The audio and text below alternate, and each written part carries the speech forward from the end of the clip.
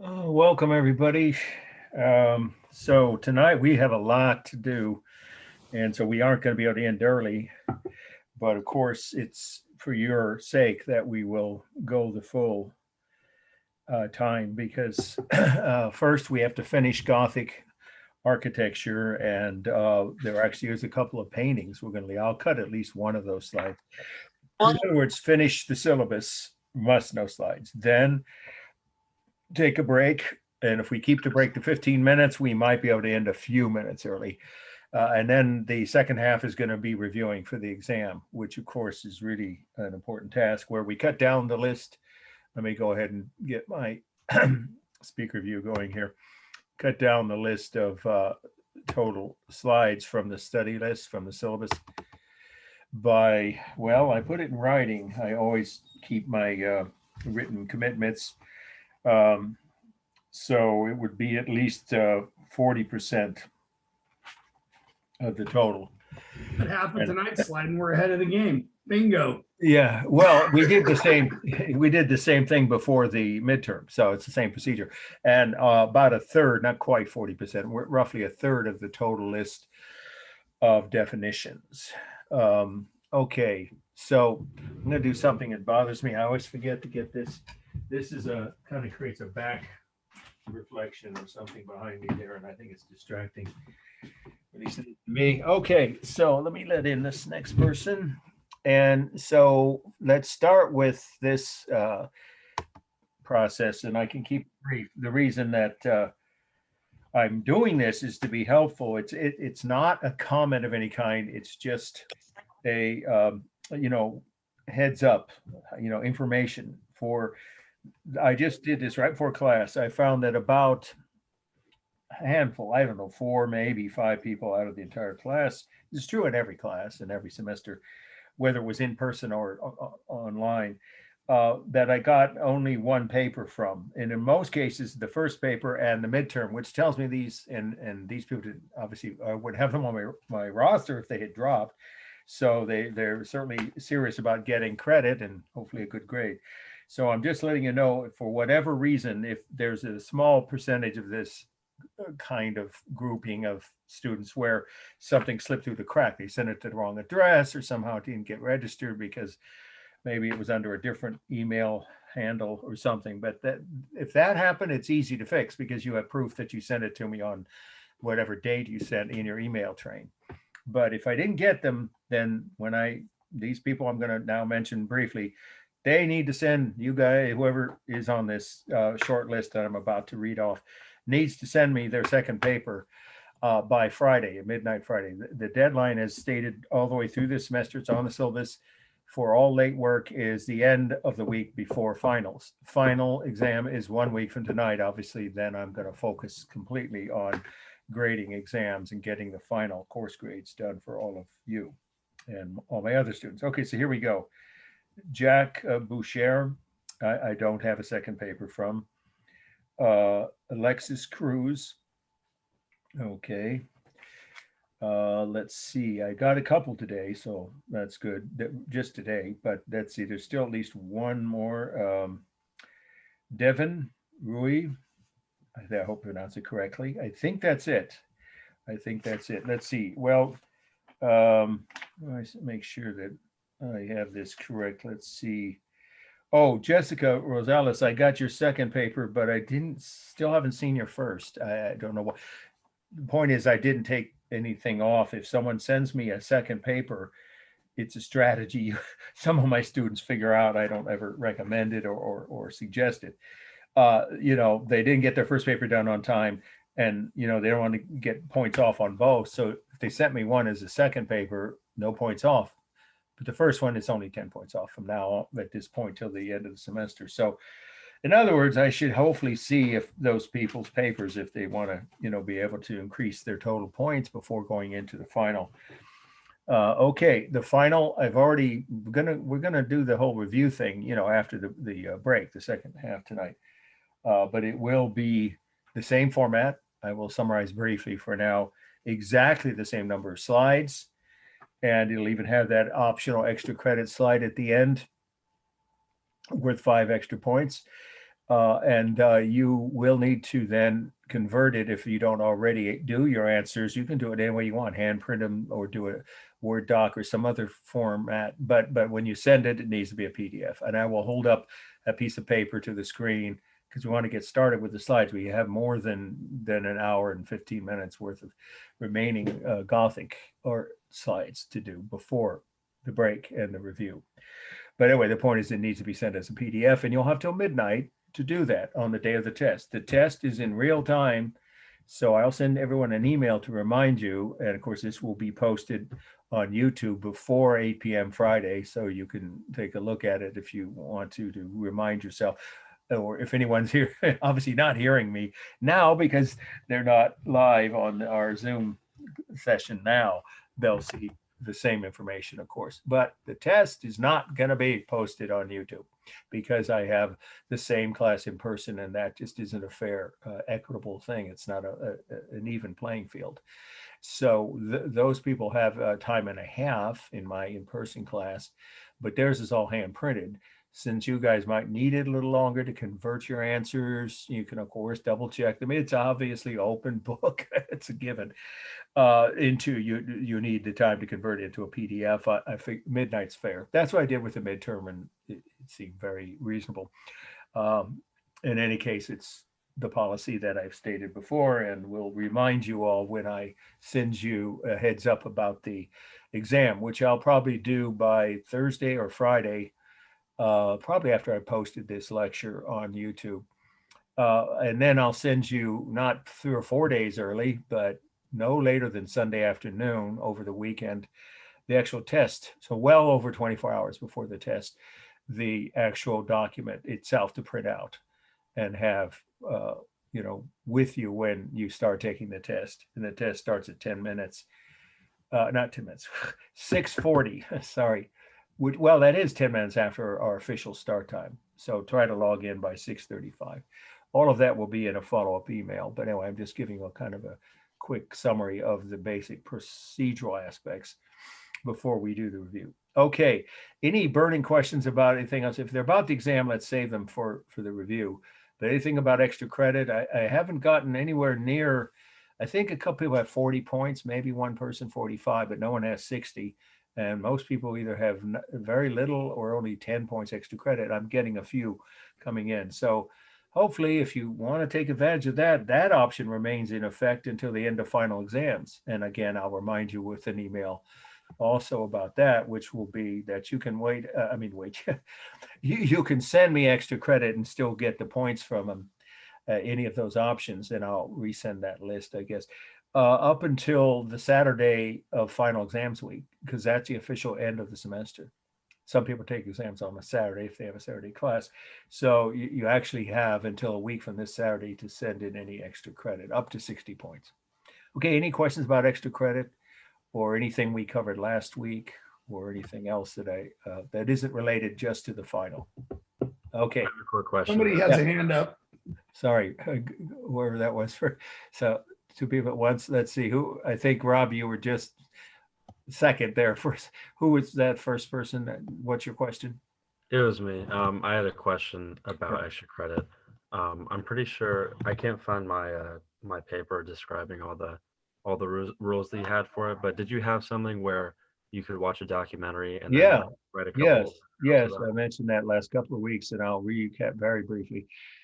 10 points for watching a 1 hour or longer, either feature film or documentary about the life of any artist or any artistic style that's about visual arts, meaning architecture, sculpture, painting, photography, or drawing. Those are the 5 areas of visual art we covered in this class. Well, we didn't cover photography.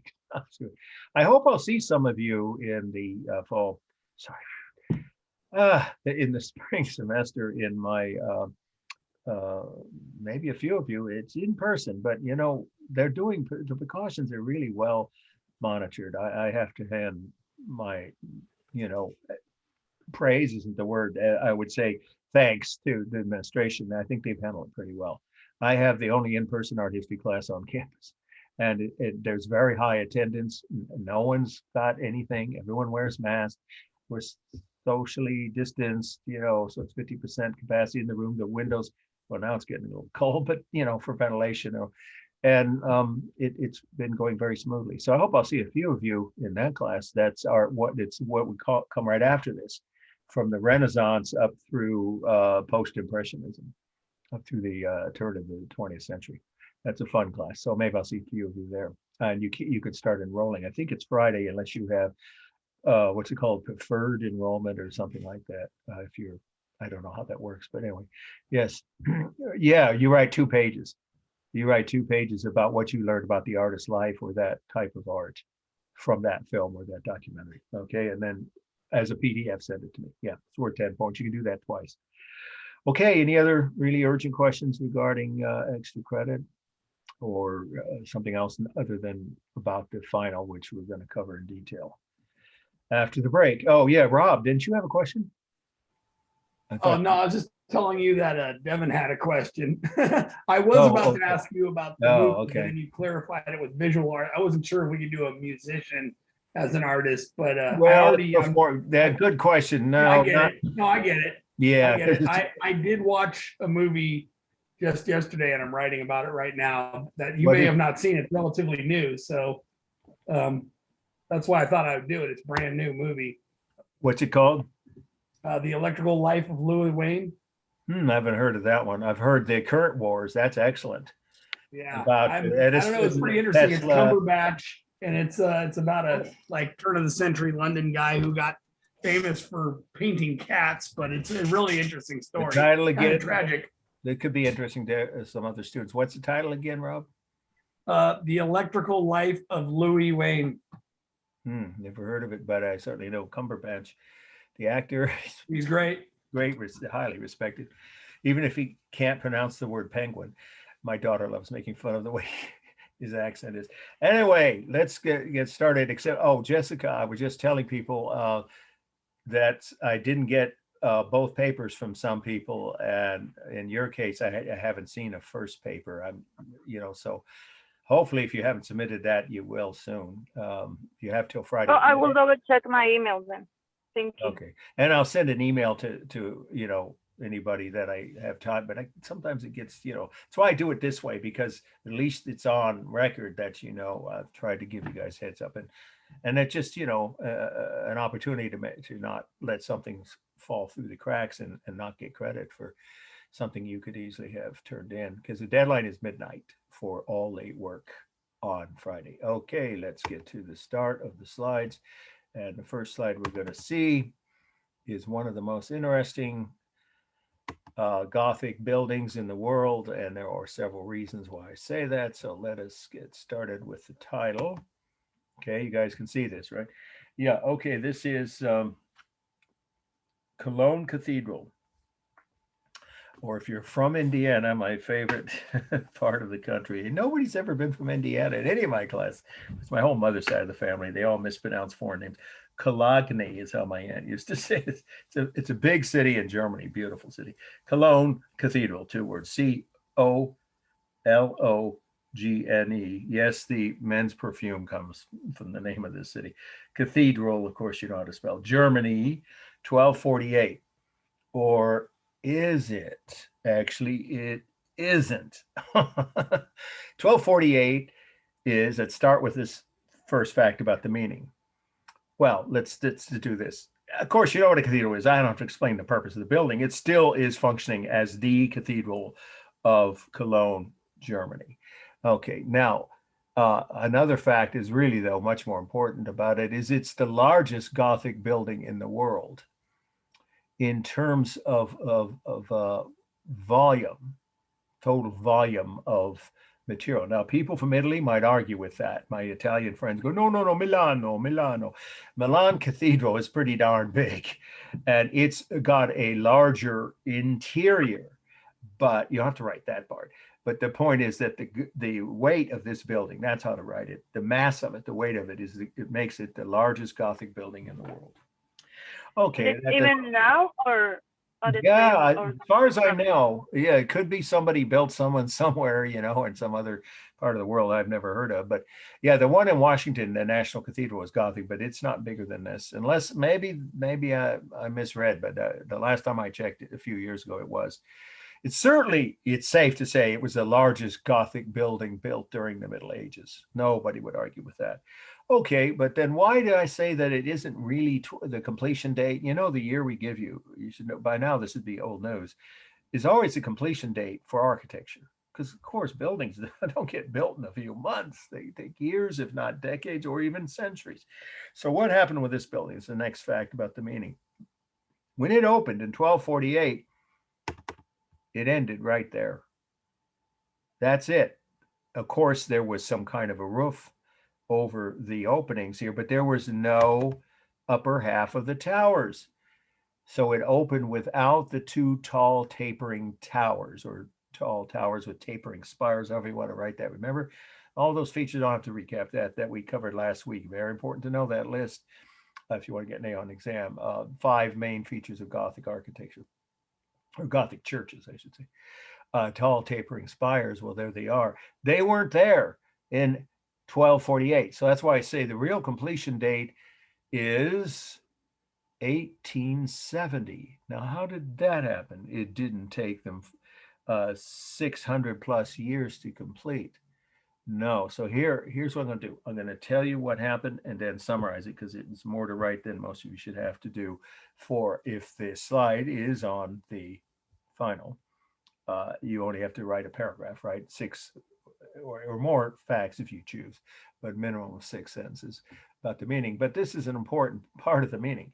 What happened was it sat unfinished like that for centuries. And then in 1848, that's exactly 600 years after it opened, Bismarck, some of you heard of Bismarck. He's considered the father of the nation of Germany, or some say of modern Germany. There was no country of Germany in the 1840s, the mid 1800s. There were a bunch of separate little kingdoms, no unified country or government that ruled over the whole area we call Germany. So Bismarck wanted that, to happen. So he decided to make a national program. So everything from grade school or even kindergarten school children, in other words, all the way from school children up through retired people, could donate money to complete the twin towers of Cologne Cathedral, because they were in the original blueprints. They had the blueprints. They were using, well, they weren't blue, but they were using, plans for churches back then. And so this church was not completed until 1870. Now, that's pretty fast. The whole upper half of the towers was done, in other words, between 1848 and 1870. And it's no coincidence that the year 1870 is the year Germany became a unified nation. Bismarck celebrated the completion of the church and the unification of Germany in the same year. So this church, in other words, and now you can summarize it this way, was completed as a symbolic act to unify Germany by Otto von Bismarck, right? Obviously there's all kinds of information about him, but all you have to do is write his name. He was not ever actually the ruler of Germany, but he might as well have been, of the first, unified government of Germany. He's the one, the power behind. So they had a king, it's called a Kaiser, right? But basically he created the concept of modern Germany. And this project, this completion of these 2 towers, was the symbolic act that helped unify the country, because millions of Germans gave money all over, and donated their time and maybe their labor even by coming to the city of Cologne to help finish it. So it was finished in 1870. The towers were finished, though the church opened in 1248. Okay. Now, another fact about it is these towers are over 500 feet tall. Now, it's true, I just told you they weren't finished until 1870, but there were other churches in Germany with towers that were this tall. I think I mentioned, I know I did last week.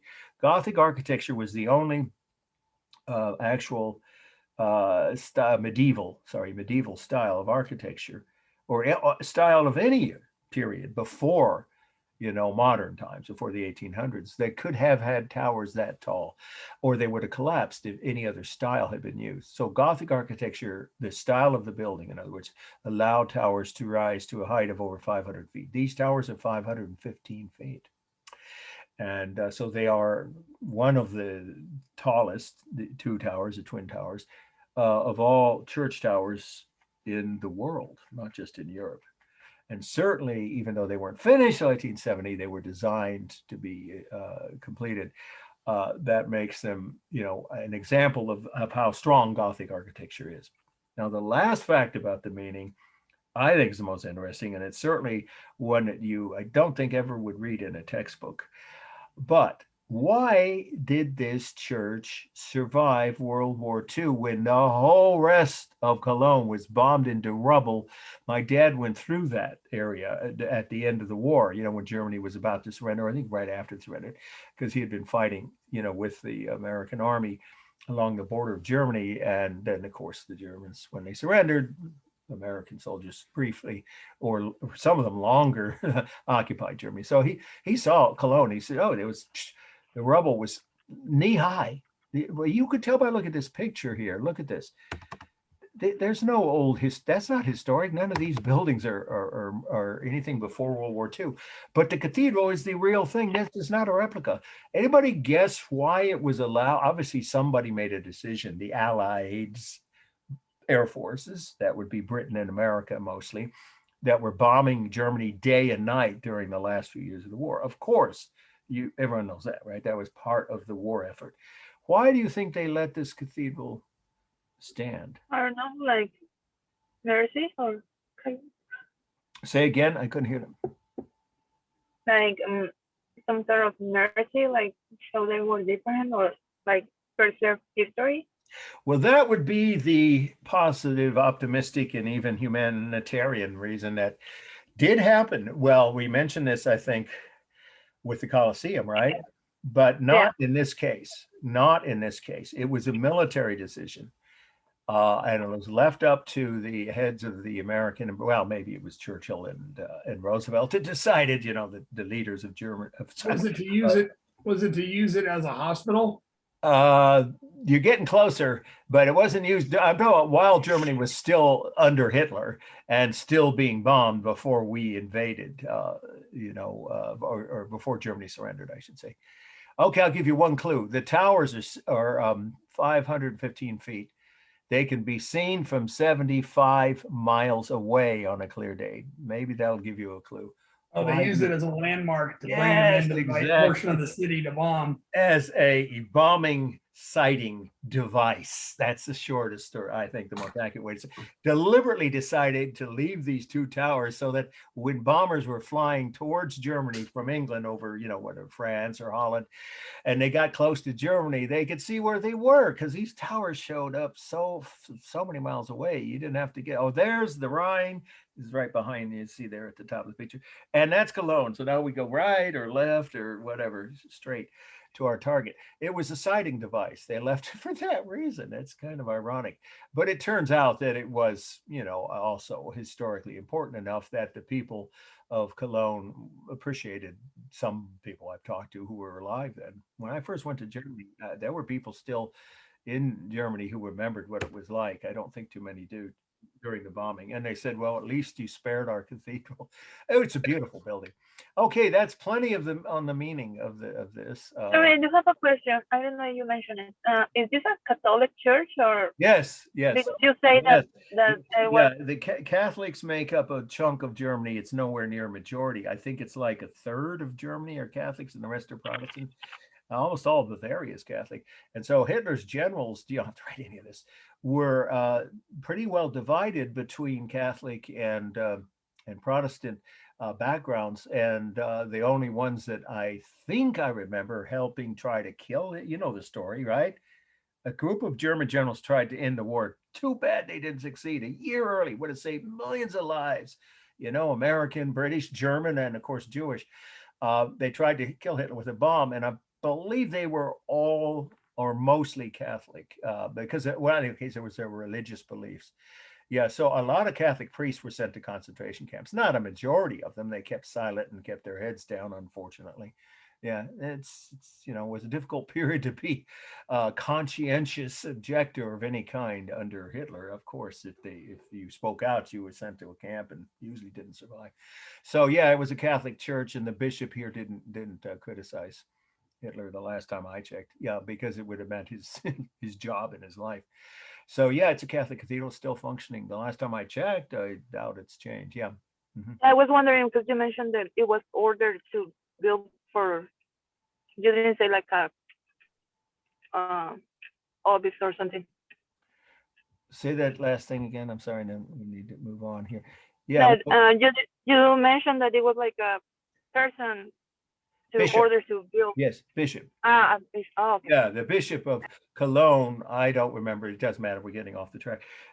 I'm pretty sure he supported Hitler. I don't mean openly, and enthusiastically, but didn't oppose him. And that's another thing. The church could have been closed. Hitler closed some churches in Germany, because of because the bishop didn't like it. The Nazis said, "Oops, there goes that bishop. You won't see him again."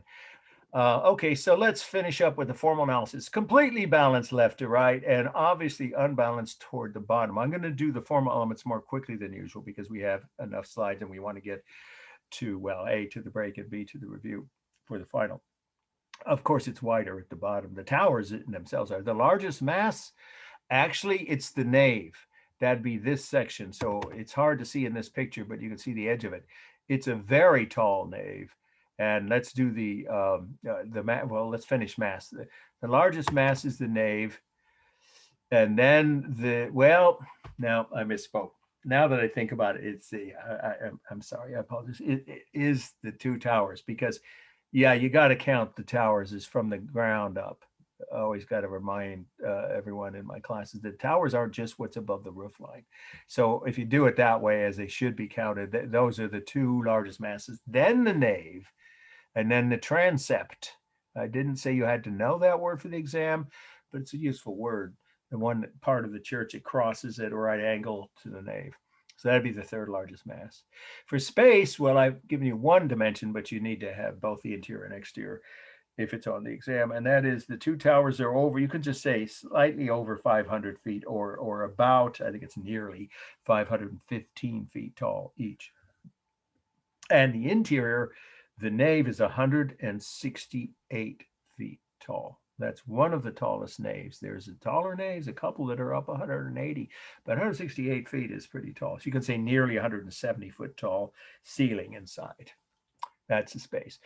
The color is actually a cool gray, and I think it depends on your monitors, but on my monitor at home here, it almost does look like the right color, but there are times when it looks yellow in some reproductions of this slide I've used it for years, but it isn't warm. It's dirty now. Of course, it's a very polluted area. It's the industrial part of Germany, Cologne is. To just say that the actual real color of the stone, originally anyway, before pollution, was a cool gray color. The rhythm is obvious. The two towers, the two spires on top of them. The flying buttresses, here they are. You see them? There they are. These are the tallest flying buttresses also in Europe. You don't have to add that, but that's another interesting fact about it. Because the nave is so tall, but the buttresses are even taller than the few that have taller naves. I don't know why. I guess because it's so heavy, because the building's so heavy. The walls are so heavy. So again, that would be rhythm, the flying buttresses, the pointed arch windows, the two towers. And then we have dynamic on the spires and all the pointed arches on the doors. Remember, 3 doors, that marks it as a Catholic church. Remember, that's part of the meaning you could use for any slide of Gothic church architecture. The Father, Son, and Holy Ghost are symbolized by the 3 doors. Okay, so that creates rhythm. I'm sorry, I meant rhythm. That creates dynamic lines. And the edges, of course, the corners of the structures, the towers, for instance, are, of course, stable. And then we have... let's see. Modeling is just natural shadows in the sun. The line here is both visual, of course, at the edges, but it's actually carved, a lot of it. This is one of the more ornate Gothic churches I've ever seen. Almost every part of it is carved all the way up to the top of the towers. So that's carved line done with that. The texture is the real rough texture of stone, real smooth texture of glass, and real smooth texture of metal. I don't know if that what the original material was on the... It could have been, I don't know. I think so, because Notre Dame was lead in the Middle Ages. They used lead back in the Middle Ages. So it's some kind of metal. So smooth metal and smooth glass and real rough, all real textures, real rough stone. I think that's it. Texture modeling, I believe I covered everything. Okay, let's We're skipping over that because that's that's for art let's see, 1.2. All right, this is the next must know. And somehow in translation or transition, transferring, this slide lost its color.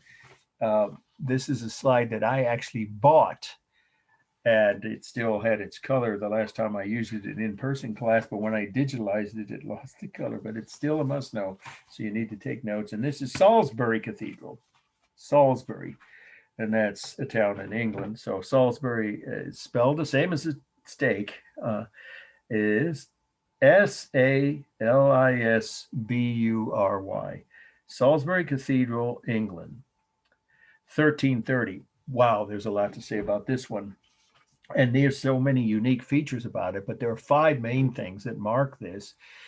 I'll start in just a second writing those down as the main facts you should have in your notes about the meaning, which make it unique. But first, what style is it? Well, Gothic, you'd say. Yes, but what type of Gothic? And that's one of our last definitions. We still have a couple new ones. It's on your last page of your list of terms to know. And here we go. It's called decorated style. Decorated style, just like it sounds. So here's that definition. It's a style of late Gothic architecture in England, comma, in which carved ornament is used along the exteriors of these churches. It's a Gothic church style, but you'll have to write that. So I'll say it again one more time. Decorated style is a style of late Gothic architecture in England, comma, in which carved decorations are used along the exteriors of these churches. It's plural, of course. There's multiple examples of it. So it's what I said last week. I think we covered this, or maybe it was only my in-person class. With the earlier Gothic, that the later a building is in a certain period or style, the more ornate it gets. That's an absolute, but it's a trend that human history has shown again and again. It's just people want to, add more things and more decoration, and then people react against that style and move on to something else and start over. So this is late Gothic, and it's definitely decorated, English decorated style. You see the tower. That's the part that's English decorated, because that style starts around 1300 and the tower was completed. The towers are always the last thing to be completed in these buildings, these cathedrals, or even other large churches. So that was done in the English decorated style. The walls, though, you might have noticed, you might think, wait a minute, I don't see any carved decoration here. That's because this is the bottom part where the main walls are, was done before that style, before decorated. But that doesn't tell you those 5 facts that I think you'll find, at least several of them, very interesting, that mark this church as a unique example of Gothic, late Gothic architecture in England. First of all, the steeple is the tallest in the British Isles.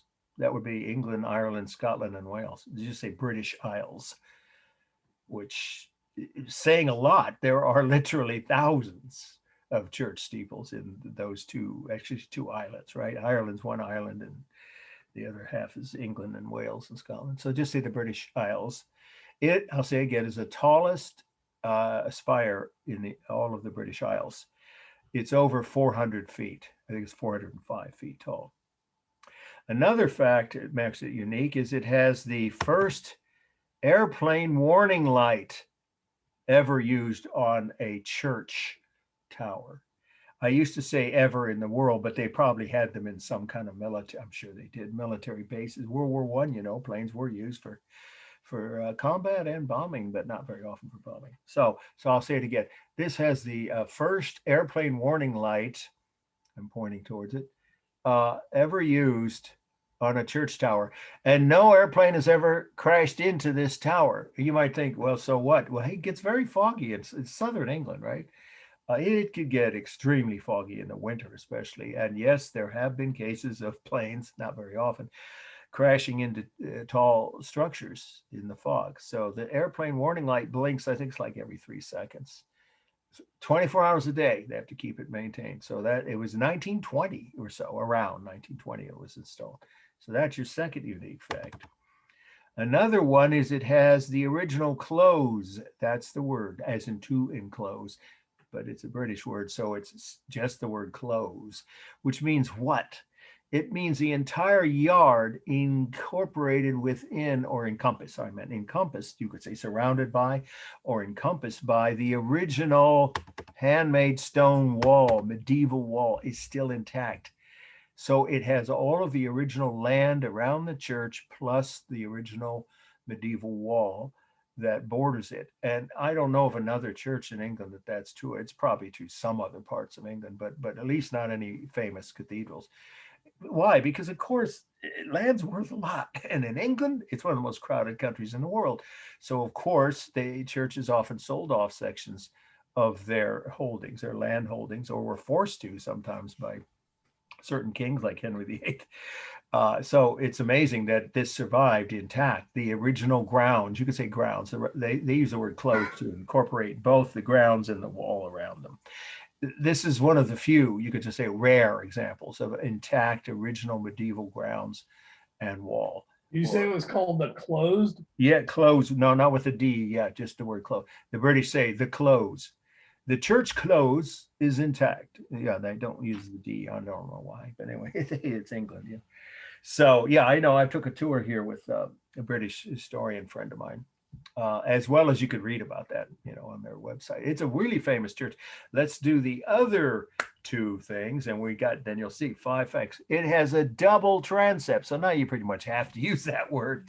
A double transept. That's not unheard of. There may be as many as a dozen. I doubt it. Probably at least a few other churches in England that did that, but it's not typical. That's these two. Remember, that's the nave, right?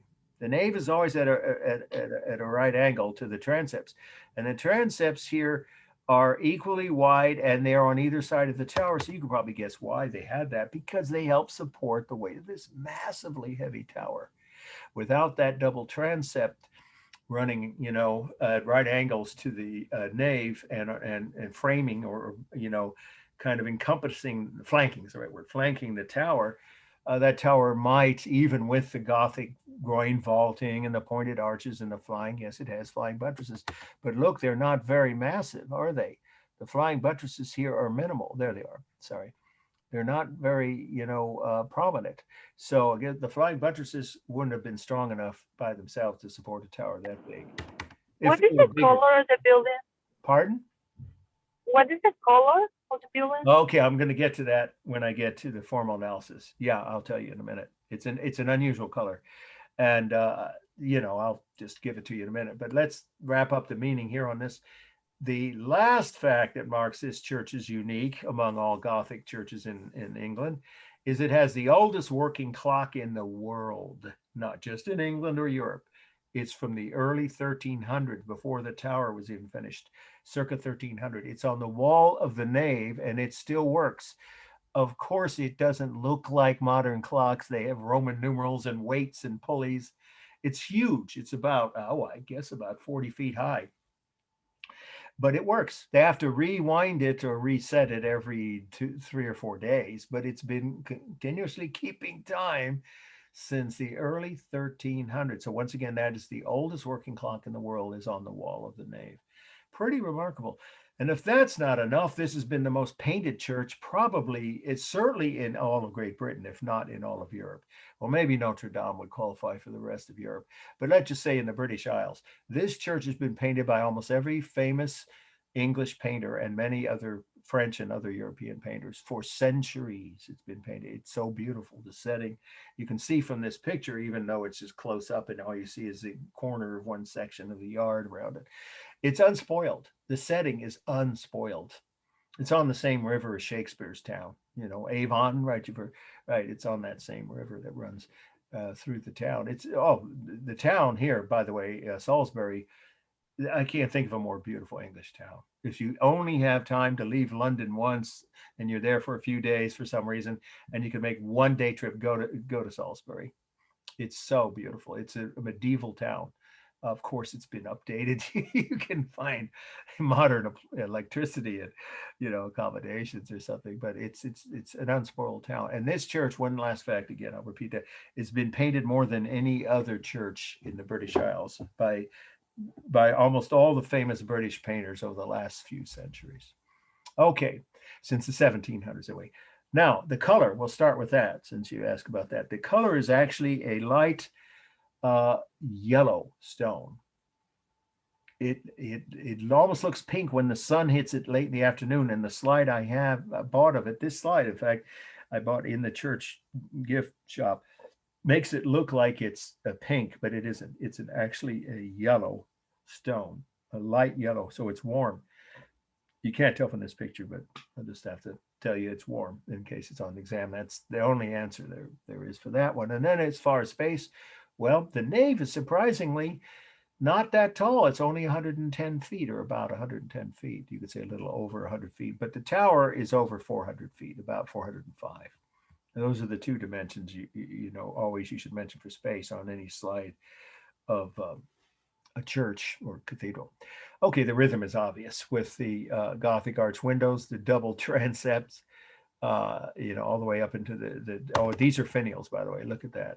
These decorative pieces. I think I mentioned that word. You don't have to know that, but look how many there are to give it more upward thrust, like looking towards heaven, and all the way up, of course, to the top of the spire itself, which is not a finial. Finials are smaller imitations of towers. So this has so many repeated shapes everywhere.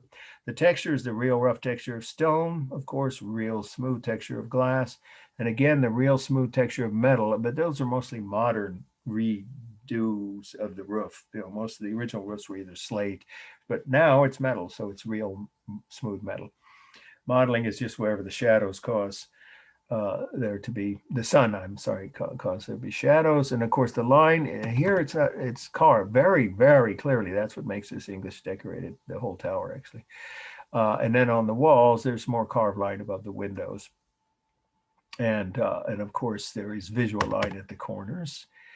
The largest mass, that's easy, the tower, then the nave, and then the two transepts in that order. It is balanced. It's symmetrical. If you stand here between the two transepts and look up at the tower, the nave runs the same distance left to right beyond, the two. Yeah, it's balanced left to right, any way you look at it. But obviously, it's unbalanced toward the bottom. Let's see. Am I forgetting anything? Balanced texture. I think I already said stable on the corners and dynamic on the tower and the finials and the windows. Okay. This is the next must know. And this is the Chapel of Henry VII at Westminster Abbey. Chapel of Henry VII. That's Roman numeral VII. If you wrote the Arabic numeral like most Western, people do these days, number 7 with a TH, I wouldn't take points off, but you should write it the way it is on the syllabus, right? In fact, now that you have an open book, so you should just write it that way. It's Roman numeral VII, capital VII. That means 7th. Chapel of Henry VII at Westminster Abbey. I'll spell that. WESTMINSTER. Abbey can be spelled two ways. I've seen it spelled ABBY, and I've also seen it with an E. I forget, is it England or in the US? It is more likely to be with or without the. I'll accept either spelling but it's on the syllabus. And again, it's an open book, so you should just use the spelling that's on the syllabus to be safe. ABBY is, I think that might be the British spelling. And the location is London, 1516. Anybody here see the movie, the only movie Tom Hanks said he was embarrassed that he ever made, which was the film version of the Da Vinci Codes, where he played the main character with a skanky hairdo? That's what he was on. I think it was Letterman before Letterman retired, and said, "I really am sorry I did that movie." Yeah, it was actually not a bad movie. It wasn't a bomb, but it's a bit weird. The novel was one of the best-selling books of all time. 30 million copies. If you haven't heard of it, it was, every student had it in their possession when I started teaching at the college in the late 90s and early aughts. It was really popular. It was number 1 for like 3 years or 2.5. The Da Vinci Codes. Well, there's a scene in the film that's also, of course, from the book, set here in this chapel, for what that's worth. And I guess you could watch, yeah, you could watch that movie and get credit for it because it has all these wonderful architectural sites, starting with the Louvre, and then moving on later to various Gothic churches, and then eventually up to some crypts in Scotland. So all of the architectural angles on or aspects of that movie would qualify it for your 10 points of film watching and summary, a 2-page summary afterwards, for 10-point extra credit if you want the Da Vinci Code. Okay, so what are we looking at? We're looking at a private chapel that was added onto the back end of Westminster Abbey. Now, that's not the Cathedral of London. It was for a while. That's St. Paul's. If you take Art 1.2, you'll see slides of that. That's much later. So this was added by the founder, it's an important fact, of the Tudor dynasty. Henry VII, of course, you probably already can guess if you didn't already know, is the father of Henry VIII. Very different person than his son. Son was a monster, obviously, the way he treated one of the wives he actually loved enough not to do that, of his 6 wives, right? So we know something about him, but this is the guys, don't mix them up. This was the man who founded the Tudor dynasty and became the father of Henry VIII, the next Tudor king. He built his chapel in thanks to God for his victory over his enemies, because they had fought a 30-year, get that, 30-year long civil war. You don't have to write that fact, but you could just say he had just won a civil war to become the founder of the Tudor dynasty, and he built his chapel as a gesture of thanks to God for that victory, which, of course, the kings always said they owed their everything they had or everything they succeeded at to God. Whether or not they were sincere about that, but this man probably was.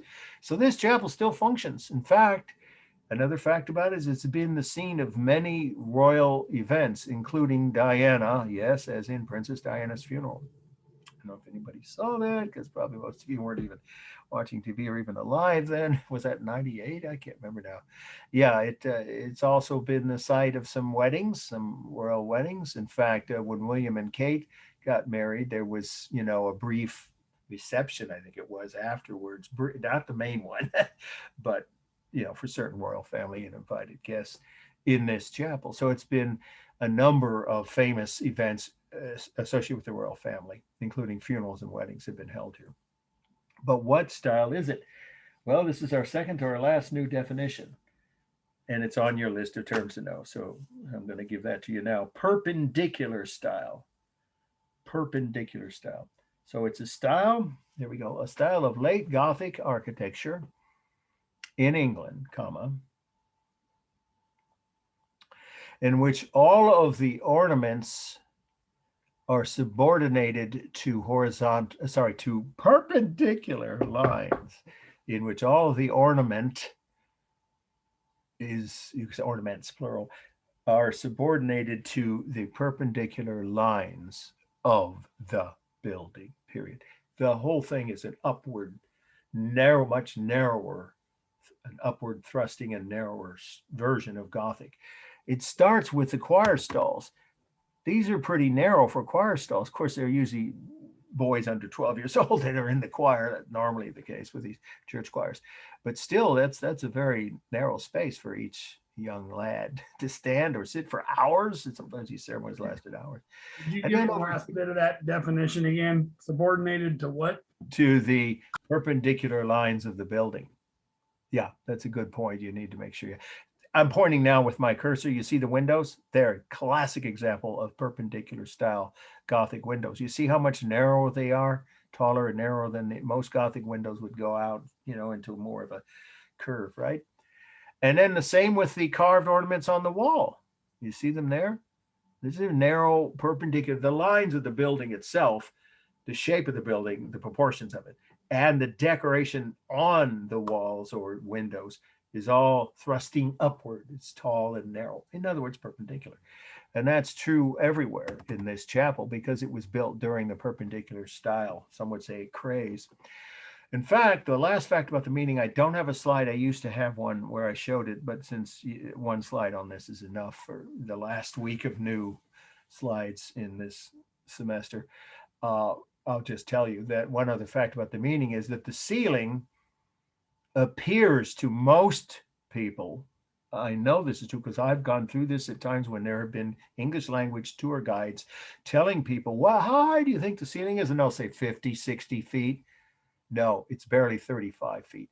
That's why the style was used. So here's how to write that last fact, that the ceiling appears to be much higher than it is because of this style. It gives the illusion of being much higher or taller ceiling when it's only a little over, maybe it's 36 feet. So it's about 35 feet. What appears to be as much as most people guess around 50 or 60 feet. And that's just an effect of the style. That's why they use this style. Okay, everything here, including the tile on the floor and the choir stalls, are original, but not the folding chairs, probably. The flags are recreations of the flags of the families that were on the winning side, the ones who backed the Tudors. The others, I don't know, they were not in such good shape when they lost, their side lost the war. It's called the War of the Roses. Some of you know about it. But you don't have to know that much detail. You could just say it was a civil war that allowed, after which Henry VII took over England and became the founder of the Tudor dynasty. And he's thanking God with this chapel. Okay, so then he died a year after it was finished, by the way. So what we have here are formal elements. Let's do I already said the ceiling it's one long, open, narrow. You could just say one open and narrow. You have to say long. One open, narrow room or chapel, right? With about a 35-foot high ceiling. That's the real space. Then we have, well, is it stable or dynamic? Well, when you look at the parallel lines, right, that form perpendicular lines that are parallel to each other on the wall, the carved decorations, and on the windows and the choir stalls, it kind of looks a little bit more stable than most Gothic. But they all end in pointed arches. All Gothic style detail does. You see that here, the doorways, the choir stall carvings, and the windows. So it's both. The top of the windows and the choir stalls and doors are all perpendicular, are all dynamic as they reach a point. However, the overall lines of the building are stable because they're parallel. Obviously, that makes them stable. And the largest mass is the ceiling. You can't see it from this picture. I thought I could get one where you could see the whole ceiling, but that's very difficult to do. So it's heavy. It's full of ornament decorations hanging down from the ceiling. So all I have to say is the largest mass is the ceiling, followed by the floor. And then it's a close call. I guess you'd say the walls, but I think this choir stall, well, it's wider. So it would be the choir stall is the third largest. It's one big, giant, long piece of carved wood. Well, probably several glued together. So that would be a single mass. So that'd be the third largest. It's warm on the choir stalls and this kind of light yellow stone we've been talking about that you see in some Gothic churches, but cool on the floor tiles, obviously blue and white, and translucent and slightly cool on the windows because of the way the light reflects or filters through. The line is both carved on the walls and the choir stalls. Of course, that's all carved wood lines, and visual lines around the windows and the corners. There isn't any modeling visible here. Whatever shadows there are, of course, would be along the ceiling from the sun. The textures are the real rough texture of wood and stone and real smooth texture of tile on the floor and glass on the windows. It's totally symmetrical, completely balanced left to right. And I would say top to bottom, if you drew the line right about here, right about 18 feet up, and then, or maybe right here, and then it would be the same height above it. It tapers somewhat, but the ceiling is so decorative, I mean, so full of decoration that it balances out roughly left to right and top to bottom. I've already mentioned the rhythm. Let's see, are we missing anything? Texture modeling? I don't think so. Okay, now I'm going to cut down a little bit on. Sorry, I do have a question about the last one. Yeah. Is the original design or? Yeah, it is. Oh, absolutely. The only things that's changed here are the flags are even not from the early 1500s. They're reproductions of the original families, noble families who backed the Tudors and won on the winning, they backed the winning side in the Civil War. So that's, yeah, but like the floors. As far as I know, the floor is, because I don't know if that's a good question. I don't know for sure. That could have been replaced, but I've seen engravings of this 200 or 300 years ago. Of course, it was already a couple hundred years old by then, where the floor was still this. So it's at least a few hundred years old. I think it's original. Of course, it's a good point, but you won't have to know that detail for the exam. Okay, so now let's do, I think I've cut down on, yes, I did. You guys get a break because in one of my other classes, I show these slides, but I'll just tell you, you don't have to write any of this. This is the church that pilgrims worshipped in for 20 years and hated it in Amsterdam. It's called the Pilgrim Church. It's a National Historic Landmark, and they have plaques in both English and Dutch verifying the pilgrims, the ones that came to Plymouth, Massachusetts, that found the colony of Massachusetts. They lived in Holland for 20 years before because they were exiled from England. And they hated ornate architecture because just like fancy clothing, right? And singing and dancing, you know this about the Puritans. So they didn't like this church. But this is a painting of that very church, the inside of it, from around the time that the pilgrims were living in Holland, in the National Museum in Washington, D.C. And here's the only authentic Gothic church in the United States. I'll just tell you briefly. If you ever get to Virginia, it's well worth a visit to Smithfield, it's called, where actually very many of the famous hams come from, as many of people will know if they look where the hams for Christmas meal come from. But what it's really special for is this church. This church is from the 1630s. It's the real thing. It's not a replica. It's not a revival of a past style. It's when the English Gothic style was still being used in small towns in rural England, not in the big cities anymore by that late. But it's got the Gothic pointed arch windows. These are not flying buttresses. They're clasping, but they function the same way. And it even had a rose window on the back wall. And I don't think, oh, I do have a view there, a small rose window and that massive Gothic, or these are my own slides from a while ago. And then this is a medieval house. You don't have to write any of this. It's on one of the other versions of this course that I teach, but it's not on syllabus. You don't have to know these slides. And we'll get to the next one so in just a minute. This is a house by a minister who had some involvement in the Salem witch trials, but not directly. It's not in Salem. It's in a town called Topsfield. It's open to the public. It's a museum. It's beautiful. It's a medieval house in the United States. They built these houses just that way for hundreds of years in England. And in the 1600s in England itself, again, not in a big city like London maybe, but in some of the small towns and countryside, they were still using medieval high peak gables with open beam ceilings, very low ceilings that anybody my height, I'm 6 feet, would bang their head on as they walked, because most men were shorter than that. And an overhang, the second story, and these tiny little windows with diamond or leaded pane glass. It's exactly the style of medieval house architecture that England had been using for centuries. And it was still being used in New England as well as Old England in the 1600s. So this is the real thing, a medieval house in the United States. Okay, this is the next must know. It's the Moses Well by Sluter, Sluter.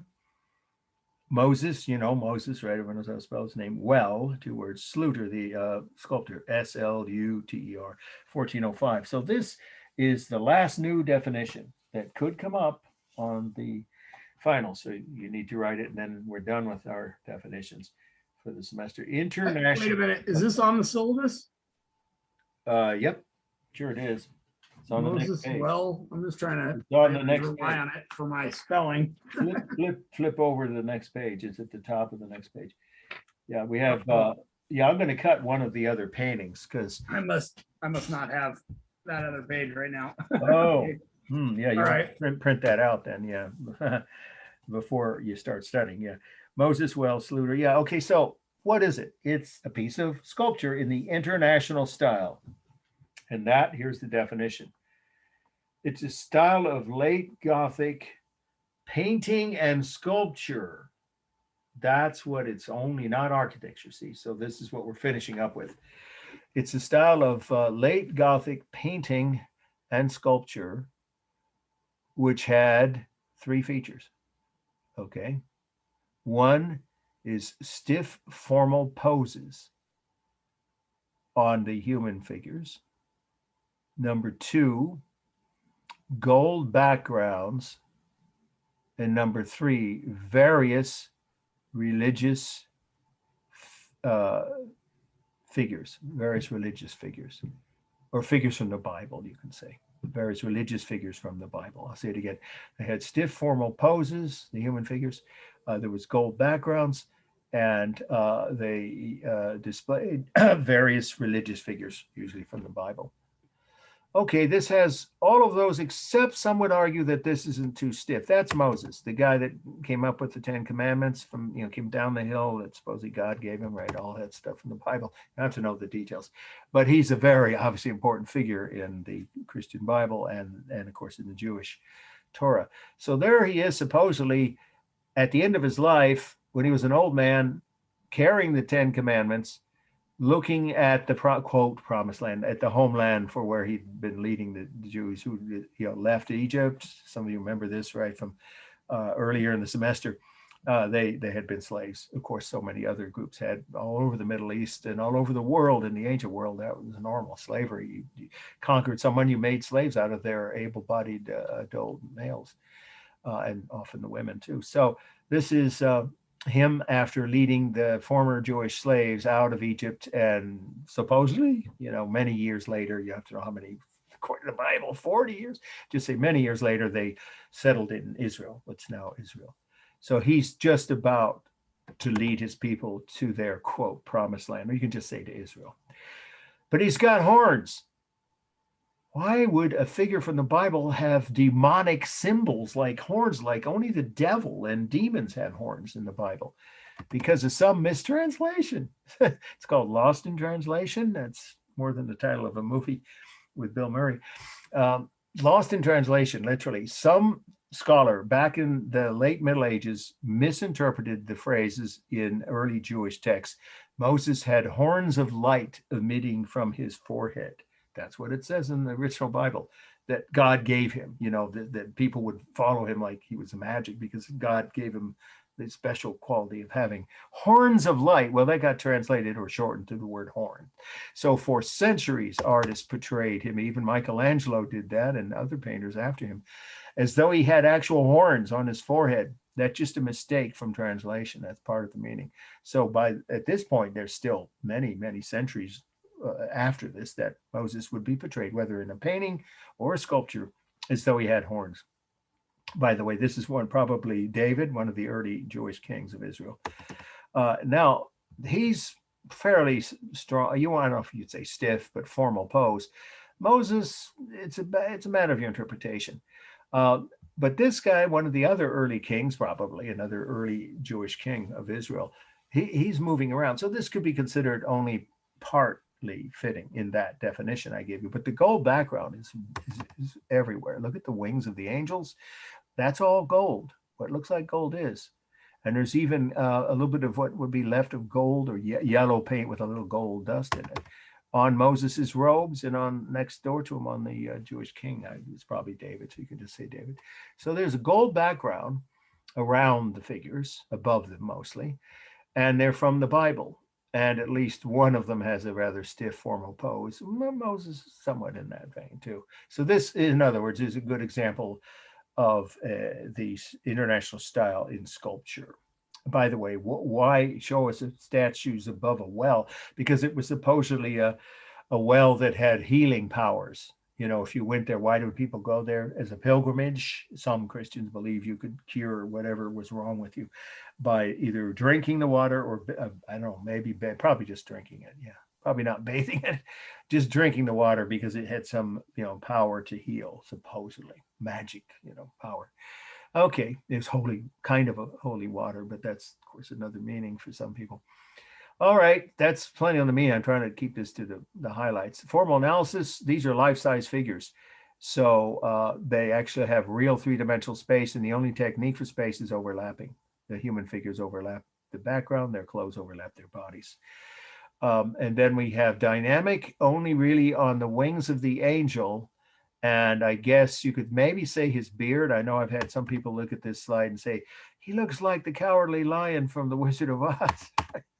I do believe in ghosts. Well, he does look at the actor that portrayed that role in that movie, but that's just an odd way of interpreting that Moses let his beard grow, I guess. So you could say that the top of their heads, and particularly Moses's beard, are dynamic, but most of the rest of it is stable. The figures are standing upright, right? At least these two are. And the commandments he's holding, those are really stable, right? They're, plaques of stone, right?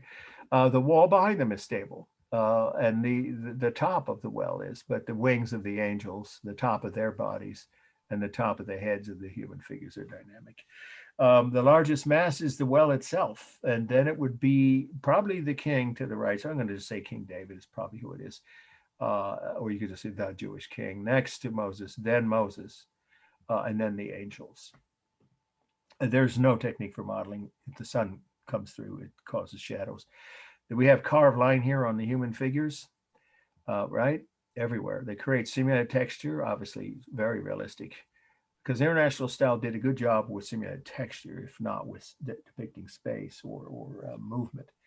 And that would be, of course, the face, right? The hair and beard, the clothing, lots of simulated textures, even on the wings of the angels. Let's see, balance. Yeah, it's roughly balanced with one adult human figure on each side of the well, and one angel above each of those figures, or between. Sorry, I meant between each of the figures. And balance left to right. I mean top to bottom. I'm sorry. Well, it's wider at the top, so it's unbalanced toward the top. The color is a mixture of warm yellow and cool blue. The original colors were probably just bright yellow and blue, or almost gold and blue. Okay, I'm probably going to cut. Yes, I am, at least one of these slides. So on this one, if you're following along, you want to flip back to the second to the last page, because these are at the bottom of that page, or near the bottom. I'm going to just go ahead, hang on. Yeah, okay. I'm going to do this. I'll show you this one. Virgin and cut the other one. Virgin and Child from Siena Cathedral. Virgin and Child, right? From Siena. That's one of the most beautiful cities in Italy. If you've never been to that town and you get to Italy, take a day and go there. Sienna, Siena Cathedral. The artist's name, sorry, it's kind of long, Buoninsegna. Buonninsegna,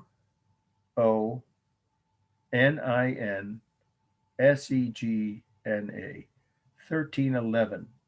This is a classic example of the International Style in painting. There's a gold background. You can see that as clearly as, in fact, all the halos are gold. And even down below the throne, the Jewish scholars down here, the prophets they're called, are shown with a gold behind them. And then we have the stiff formal pose. Well, pretty much these figures aren't really moving around like the angels were above Moses on that well. And she's sitting straight and upright. And then we have, there obviously this Mary and Jesus. So they're clearly figures from the Bible, as well as angels on either side. But what's different about this is the next part of the meaning, besides those facts that make it International Style.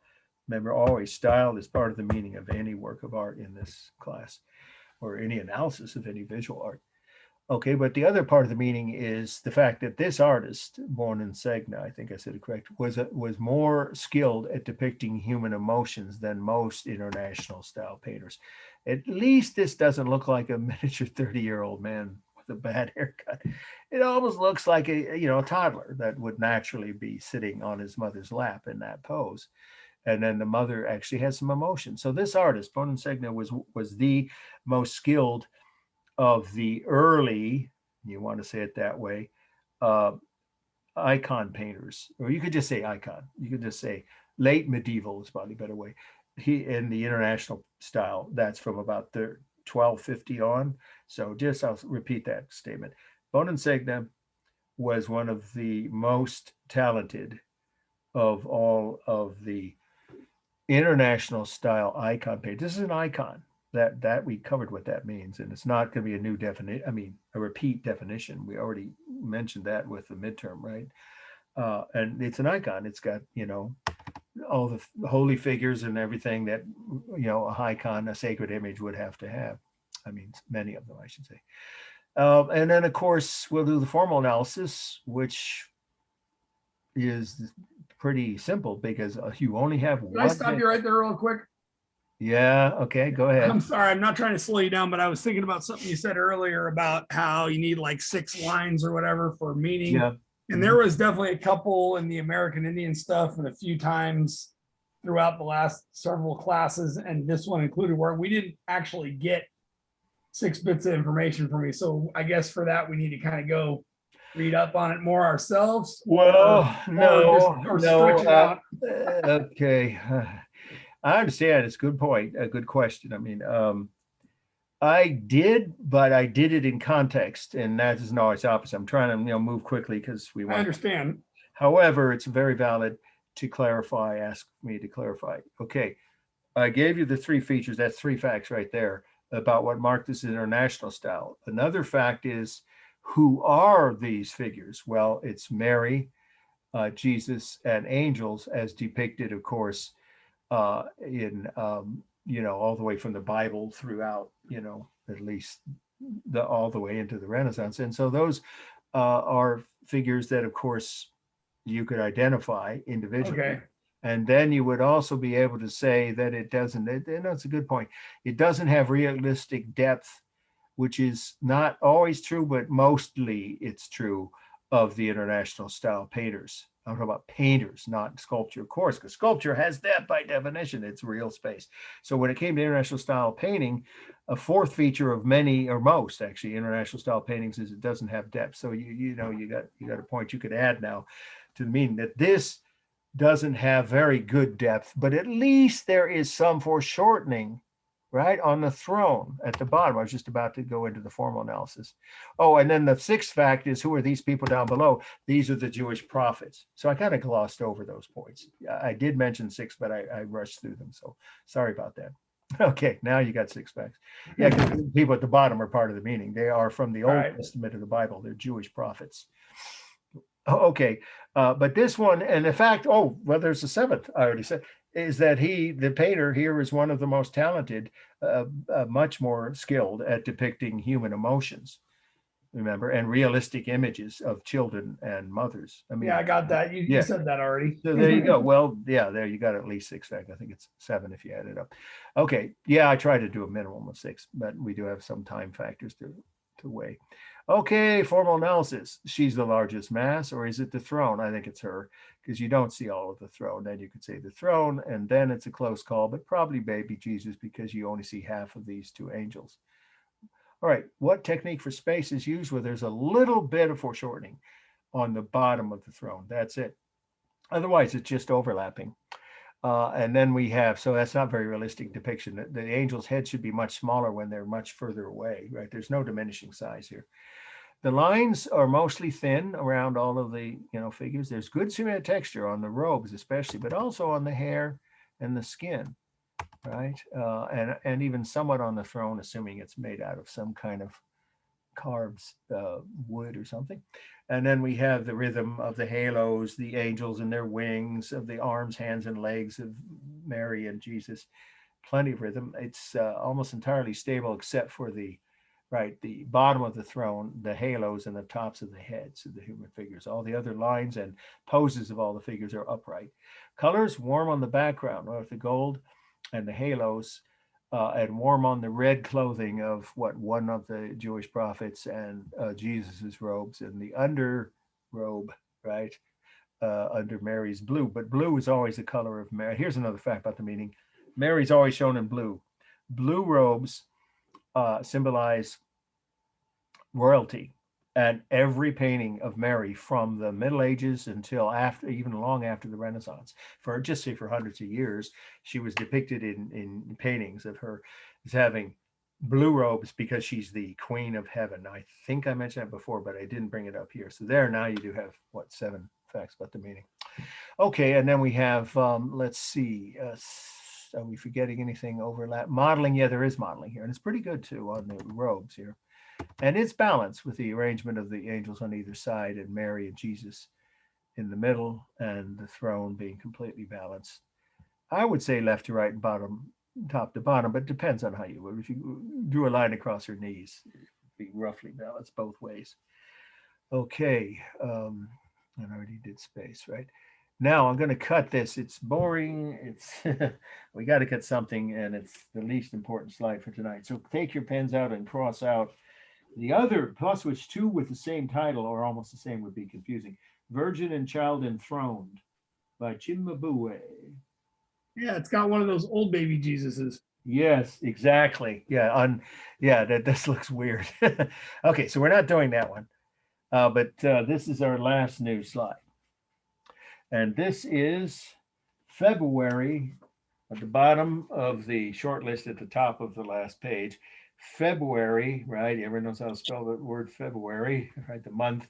February. It's a calendar. The book, pardon? It's What? a calendar that Yeah, at yes. the top. Yes, exactly. It's Well, a calendar. let me explain. Yes. February from the Book of Hours. If you forget the word the, well, I didn't put it in here.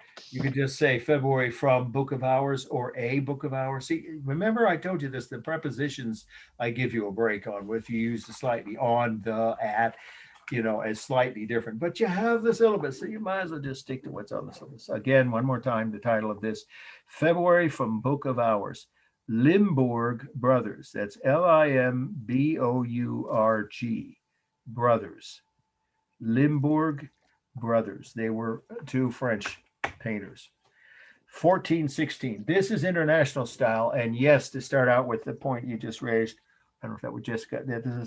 This is a one page of a calendar, but it was a book of paintings, beautifully done, detailed paintings for a nobleman, a lord.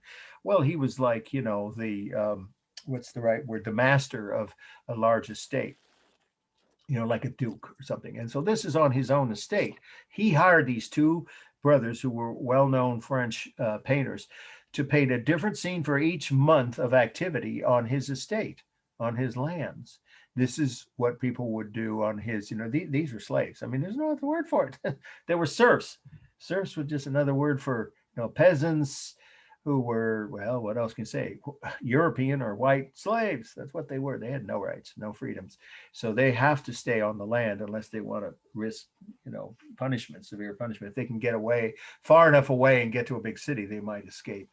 But otherwise, their whole lives were bound to or chained to this duke's land and his rules. But here they're being shown as though they're happy, domestically involved with the maintaining and, tasks being done to maintain this guy's property. Of course, here we have a barn where three women who have been working out in maybe the sheep pen, or possibly, of course, this time of year, the beehives would be empty probably. With the kiln, this is a kiln. They could have been working somewhere in the yard here. And of course, it's cold, so they're going inside to warm up, for a break. And here comes a woman joining them. Now, nobody will know what I'm talking about here, but look at this woman's boots. They look like 1960s go-go boots. Don't write that.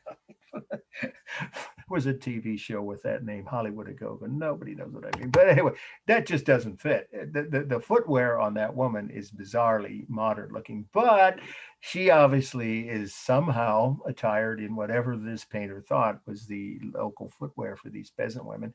She's shivering and she's trying to get out of the cold. So she's probably walking rapidly across the yard to get into the barn and warm up. And then we have the sheep here in the sheep pen. We have, I already mentioned the kiln and the beehives. But what's going on up here? Two rather laughably bad examples of international style. This is international style. Two of the three features fit, but there even is a third one. The gold background, it's there. Look at this in the lettering and the sun, and that's Apollo, right? And then Pisces, right? Aquarius, right? So these were ancient Greek gods. Okay, so they're holy figures to the ancient religions, but they do qualify. And then, of course, over here is Pisces, right? So what you have are religious symbols from an earlier religion. So that's, maybe slightly unusual way of fitting the definition of religious imagery, but they are in essence, because Apollo is the god that carried the sun in his chariot.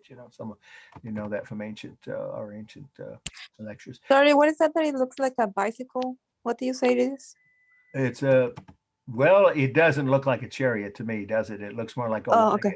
It's a medieval wagon, which would be what people would have taken to market or something back then. But in the ancient myth, it's a chariot. The Greeks said he had a chariot that he rode across the sky to make the sun rise every day.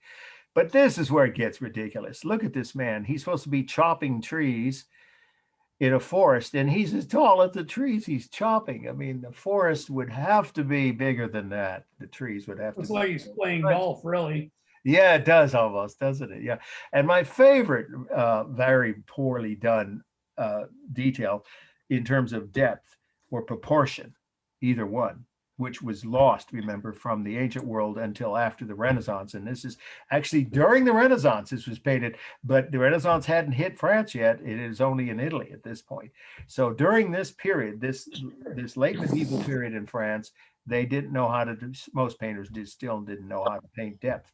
Okay, look at this guy. He's heading to market with a donkey and who knows what product from his master's land to sell or buy, maybe buy something, bring it back to the estate. And when he gets to the town, he's going to be taller than the church steeple. He's going to be Godzilla-like. It's ridiculously out of proportion. Both of these human figures are, because they didn't know how to paint things in proportion. They didn't have scientific perspective or even very accurate techniques of any kind. And you might think this has, we'll do the formal analysis in just a moment, atmospheric perspective, but that isn't. Not really. Those are actually the colors of the stone on the walls of the village buildings. The blue is just the color of the sky itself in the winter. So they didn't know the techniques of that were later used in the Renaissance yet for depicting realistic space or depth. And it shows very much so in this painting. But it's still quite well done. Let's do the formal analysis, and then we'll take our break and make it 15 minutes. Okay, right? But I think we need to not rush through this because there's some things here that are actually well done. The semi-texture is superb. I really like it in that regard. This wicker, and that's wicker, isn't it? Fence. And then the sheep pen, the sheep themselves and their wool, and then the clothing and skin, all right, and headdresses on these women, quite realistic, right? Sharp, realistic cement texture, and even on the interior of the wooden barn that they're in, and then even on the beehives that apparently would be dormant in winter, and the stone walls of the kiln. And this woman with her go-go boots, whatever, with her, I don't know what material that is, I suppose they're leather, and her clothing. And then even though the proportions are completely off kilter on the forest, the trees, the cement texture on the trees, the barren trees in winter is fairly realistic. And it is on the snow everywhere. So it's really good. I do have a question, sorry. Yeah. Is this was painted for two people? This was painted for the master of whatever estate. It was a large, holding of by a duke or Yeah, but because it says Limburg brothers, so I thought. Oh, the brothers were the painters. Yeah. There were two painters. Did you ask if it was painted by two people? Yes. Not for two people. It was painted. Oh yeah, by two people. Oh, okay. I understand. No, it's a very because then I was wondering like who paint what. Well, that's where we don't know. Not unless they had, maybe that's the reason that it's like they probably took turns painting different months. I have no idea. It doesn't. You don't need to know that for the exam. But yeah, the two brothers together worked as a team, and I guess they must have traded off whenever they worked, and we don't need to know which one did what for the course itself. But it's an interesting question. You probably could do some research on that and get extra credit. Yeah, if you want to. If you I'm sure you could find an article somewhere translated into English that you could find about them, and that's worth 5 points if you want to forward me a link. And that's what I don't know the answer to that, and it's hard to say. We have the same issue when it comes to collaborations by even much more famous artists during the Renaissance. There's times when you don't know who really did which part of what work. We do know what Michelangelo did on the Sistine Chapel because there were people watching the whole time. So let's wrap this up and then take our break. We'll call it 15-minute break. Balanced? Yes, I think that the calendar at the top balances very nicely with the farmyard below, and then in the middle it's somewhat empty. I see it balanced both ways, and the top of this barn is almost equal with the top of the kiln. To me it's balanced, but some people think that the trees and the barren forest there, or winter forest, are from Yeah, I mean, I say from that make it look slightly unbalanced toward the right. I wouldn't debate that, but to me, it balances roughly because you've got, the snow banks here. I mean, they have mass. I think it's balanced both ways. By the way, this is the first winter landscape since ancient times. I meant to mention that as a fact. There you go. Since Rob asked me to make sure I did, you got more than 5x or 6 on this one, right? Not just Rob, but anybody who's making notes on this. You could add that as one more fact about the meaning. It is the first winter landscape painted since ancient times. That surprised me, but it still shows up that way in all the research I've done. That's pretty remarkable. Since the fall of Rome, winter landscapes just weren't something people painted until this period, late medieval, almost in fact into the early Renaissance. Okay, let's do the lines are all thin outlines on everything. And then we have the colors are warm on the fences, right? And I would say on the bricks or stone of the kiln, and definitely on the barn, and cool on the women's clothing, warm on their skin, warm on the sheep, cool on the forest, cool on the snow. You get the idea. Cool on this guy's clothing, and warm on the donkey and this other farmer, and then cool in the sky up above. And then we have the rhythm, of course, of the trees, the beehives, the bricks on the kiln, the staves, I guess they are. You can just say the posts, I guess, of the fence, and the human bodies, heads, arms, hands, legs, and of course all the sheep. Lots of rhythm. It's dynamic on the curved fence and the kiln, and I guess on the roof of the barn, but the barn walls are stable and the figures are mostly upright, pretty much, although this woman's leaning over a bit. But this man's tilting slightly, but these 3 women are sitting upright. So it's a mixture. But when you add, well, just say mixture. Yeah, the trees in the distance, in the middle ground, and as are the buildings on the horizon, mostly stable, but the snow drifts are dynamic. So it's both. Colors, I already mentioned that, sorry. Oh, modeling is very strong and realistic, as it is in most of the international style paintings, on the clothing, on the fence, on the barn, even in the woods there. The largest mass, well, you decide. It's probably the barn, then the kiln, then the sheep pen. I would say it in that order. Yeah. For space, there is only, well, there's some foreshortening, a little bit on the sheep pen and on the fence. Yeah, there is some. It's limited, but that's at least clearly 2 examples out of the whole painting of foreshortening. Otherwise, it's just overlapping. There's no scientific or atmospheric perspective here. And diminishing size, not really, because things don't diminish properly. This guy should be about 1/4 of this height, so that when he gets to the town, he doesn't tower over the church spire. Okay, am I forgetting anything? Rhythm, I think I covered everything. Color, text. Okay, so let's start again about 8. Well, it'll be about 8:16 here. All right, and then we'll do the review. Okay, I'm going to pause the recording. See you guys. Okay, hopefully this is record. There it is. Okay. I was thinking of trying to show after we do the review, if time permits, and if even a handful of people were interested, my slides of the gargoyles on the towers along the parapets near the top of the towers of Notre Dame. But it isn't easy to find, A, and B, we got to focus primarily. The main task at hand now is to help you guys study effectively and accurately and not waste time with things that aren't going to be on the final. So let's just concentrate on that. And then I may try one more time if we do end the review part a little before 9:30, which I'm guessing we will around 9:20 or so, depending on how many questions you have. I may try to show those slides one more time, give it another try. Okay, but first of all, I've already said this. So if you join late, it's already at the front end of this taped lecture and will be posted on, of course, YouTube by 8 p.m. or sooner on Friday. But this is the format to, submit your finals in. And of course, that's from a previous class and crossed it out for this class.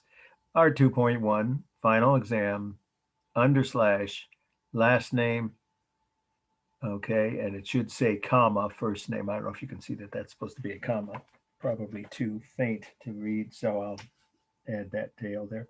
And then it needs to be a PDF. I'll even add that now because it was on my other version of this. And it's to Mark W at AOL. because it's faster. If you send it to the Outlook, it still, of course, will count, but it might take longer to get, logged in and graded and get back to me. I grade some of them, the readers grade some of the others, and then I have to double check their work. It's a lot of back and forth. I don't want to make any mistakes when I'm calculating you guys' final grades, of course.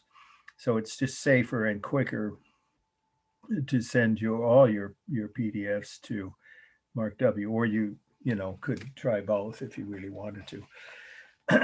But it's much more reliable to do it this way. Okay, a PDF to markw@aol.com. Okay, then we have the reduction is the main task, the two types of reduction we're going to do. But before we get to that, I think everyone knows the test is going to be 8 slides. It's going to be 5, just like the midterm was, same format, same length, same number of points on each section. 5 slide identifications straight off the syllabus of the ones we don't cut from tonight's the list tonight. I mean, whatever's left over. And then those are worth 3 points for each fact you get correct. And spelling counts, the dates, remember this, the dates can be rounded to a 0 if they aren't already rounded, not the right century or a decade before or after. But for example, we'll go right back to the very first week of the class after, that starts where the final will review, which is early Christian art. If I have the Arch of Constantine on there, you can write 310 if you prefer, if that's easier. The 0 is right, the decade, 310s, that decade. But it's right there in front of you, so probably just easier to write the exact date, right? When you have your syllabus and of course your textbooks or any book really in front of you during the test. And of course for the time afterwards, but it's what's on the syllabus. This came up with the Cub, and I understand, I really do. There could be different sources you might have used to research or double check or even create flashcards or however you study. But we have to have a single standard, and it just is fair, trying to be fair and equal, balanced, whatever, giving a level playing field for all my classes and all my students every semester for almost 25 years now. The syllabus has to be the standard by which, an answer is marked as correct or not. So it's just the way you should do, your answers based on what is in front of you on the syllabus for that slide once you identify it, once you recognize it, I mean. So identifying each of those slides by the same information, the full title, spelled correctly, the location or artist, if we know the artist, and the date, possibly rounded to a 0 if you prefer. Those each are worth 3 points for each fact. 3 times 3 is 9. There are 5 slides, pretty easy to do. Same amount of points for this first half. And don't forget that that's in the beginning of the exam, so you don't want to show up late. At some point, you might end up being able to still get a good grade if you missed maybe the first slide. But each one will be on the screen for 2 whole minutes. That's way longer than when it was in person. It was only 1 minute. That's all that the department chair even ever did. This test was created, not the whole test, but the concept, the basic procedures, by Sarah Gill, who wrote one of your 2 textbooks, who was the art department chair when I was hired and created the world art classes that we still use, the format of them. 15 years after she created them. World art wasn't even, very popular or very commonly offered at the junior college level when she created those courses. So like Art 1.1, right, and 1.2 or her creations.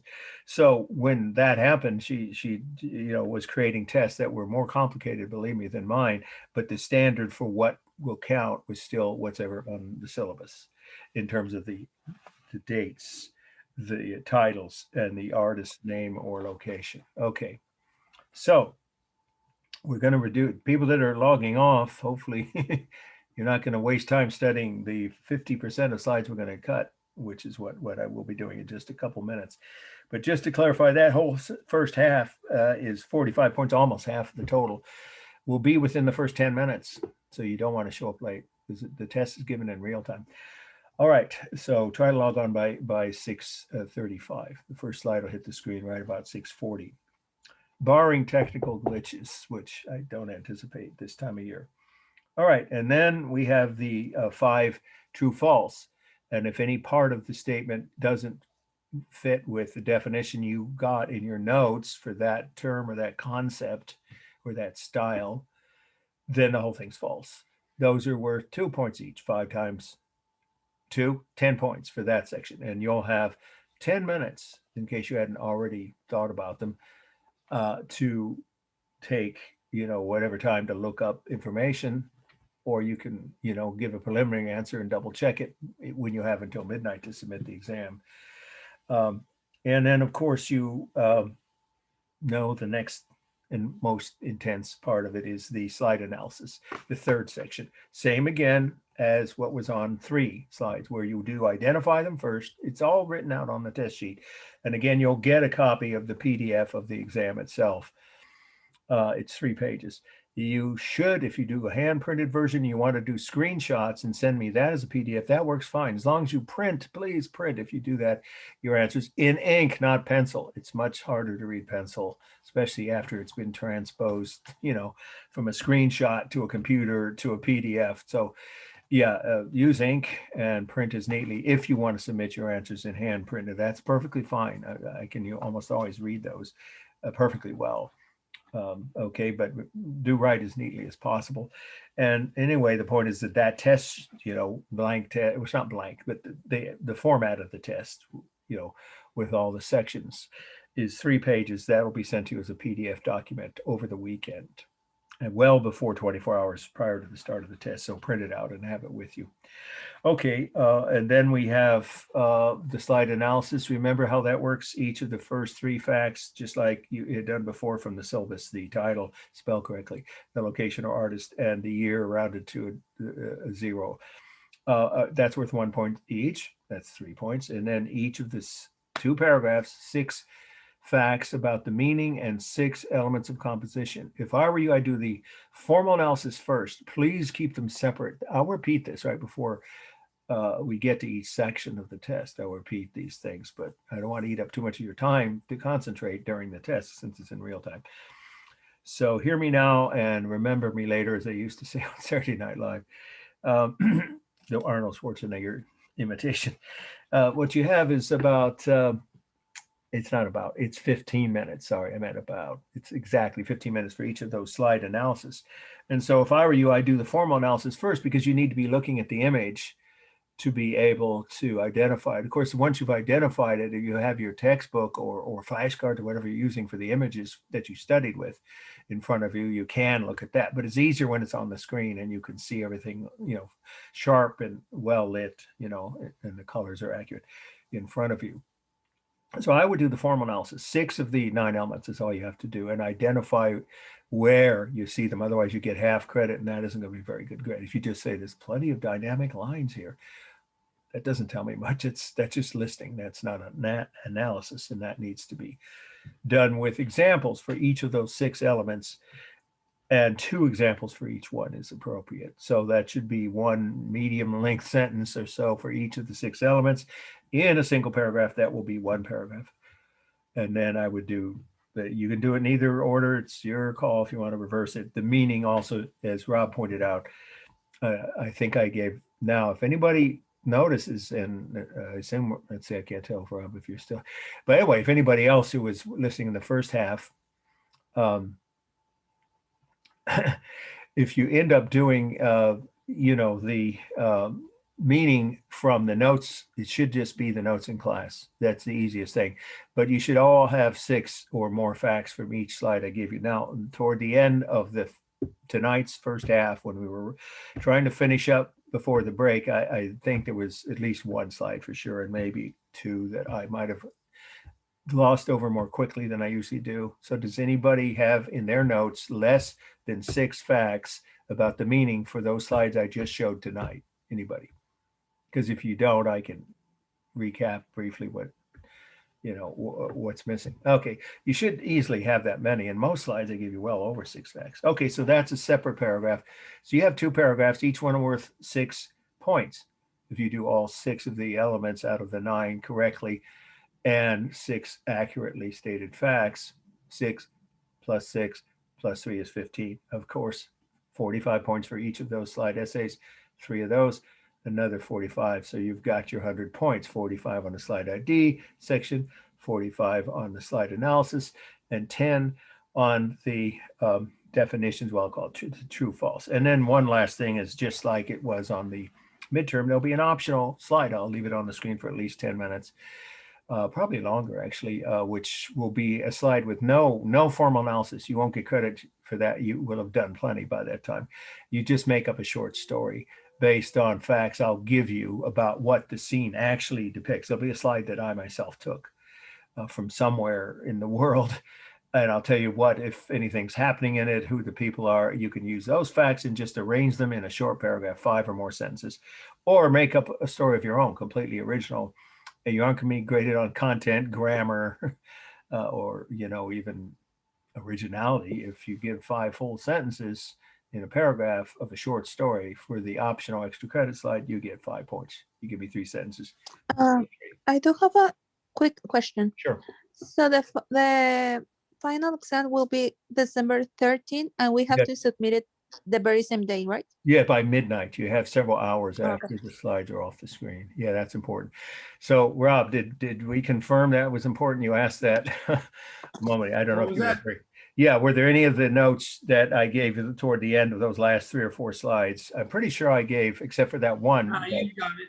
Yeah, But I first noticed it on a couple other weeks, like definitely in some of the indigenous structures, they were kind of sparse, and then there was okay. a Yes, you're couple right. different- And the good point, I mean, as much as I think that's important, it isn't part of the actual core curriculum of this course. I hope it gets to be adopted as part of it, but it isn't required to be taught. So I'm going to tell you right now, we're going to do the reduction. So as long as you brought that up, for everyone's sake, not just 1 or 2 people, to answer your point, Rob, there, those are slides that aren't going to be on the final, because it would be difficult for you to Okay. find images except to go all the way back to the middle of a lecture, on those few Well, slides. and I mean, generally, if you're well prepared and you're missing a couple things, you can kind of look it up real quick and get a couple more tidbits. Yeah, to we throw have in there. that option because of the open book Yeah. nature of the test. Yeah. And remember, the style of something is always part of its meaning. So if it's a building, the purpose is, as to whether it was originally built as a church and now it's something else, like St. Basil's Cathedral in Moscow, remember, start out as a cathedral, and then it was converted to a warehouse for the Soviet army, and now it's a church. Right. Well, there's a couple facts right there in 2 different sentences. Right. And then the style of it, and then of course something about the myth that was told by this tour guides, that supposedly the architect's eyes were put out by Ivan the Terrible, so they couldn't design other buildings, and of course that's total BS. So I'm pretty much confident that either through almost every slide lecture I gave you get more than 6 or more facts. If there's 1 or 2 where you didn't get that many, yes, you can look in, any of the sources in the open book test you might want to add, but you shouldn't have to do that very much, if at all, depending on which slides I actually choose to put on the exam. Okay, now we're going to do the reduction procedure. So this is how we've done it before. You want to take your pens and you want to go through these slides week by week. I'll do it slowly, but first we got to count. Remember, that's how we get to the number we have to cut, which is, let's see, 50% of the total. So we've got to add up first the total number and then vary it. So let's do the count. You can do it silently, not out loud, while I do my count silently. And then we'll reduce that total number and see how many we need to cut. Okay, let's take a couple minutes.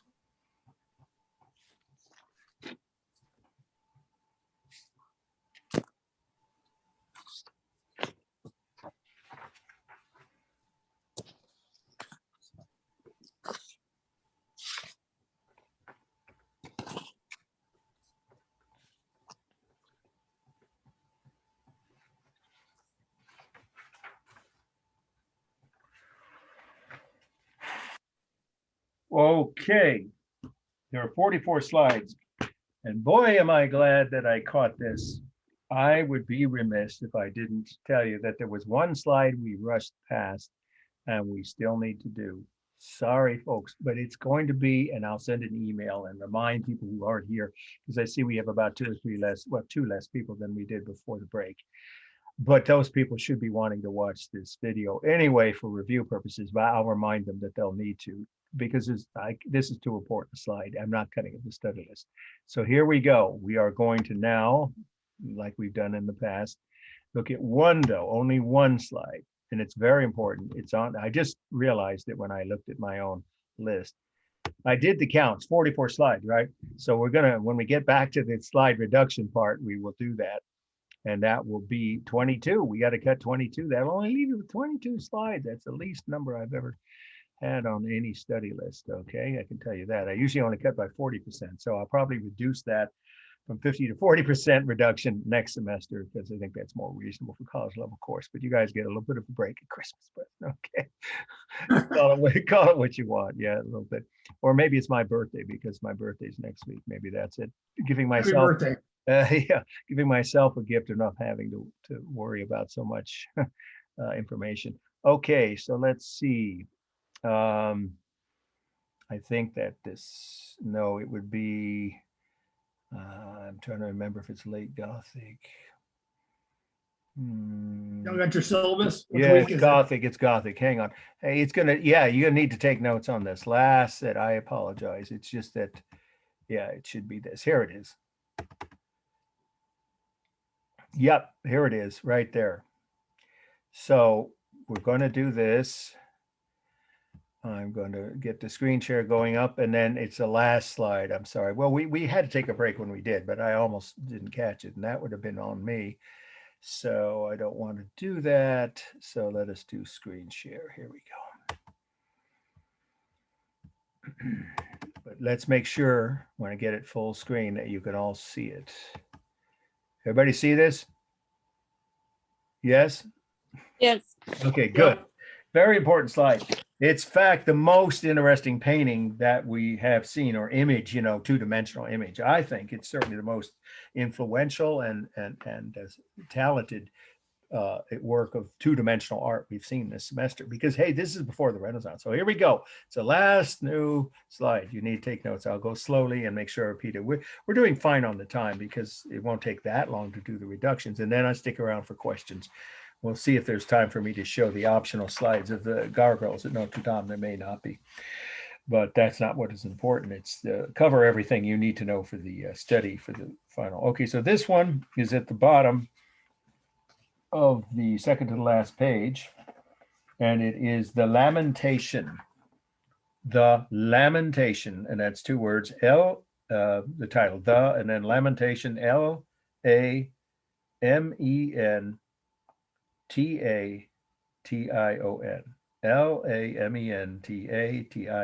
Giotto, or again, if you're from Indiana, Giotto. Gitto. It's, of course, Italians pronounce Giotto with 2 T's. 1306. Wow, is there a lot to say about this? So you won't have any trouble with 6 facts about the meaning of this if it's on the exam. I'm not saying it will be, but it isn't going to get cut from the study list. So mark it with a little asterisk or whatever, check to make sure you study it extra carefully.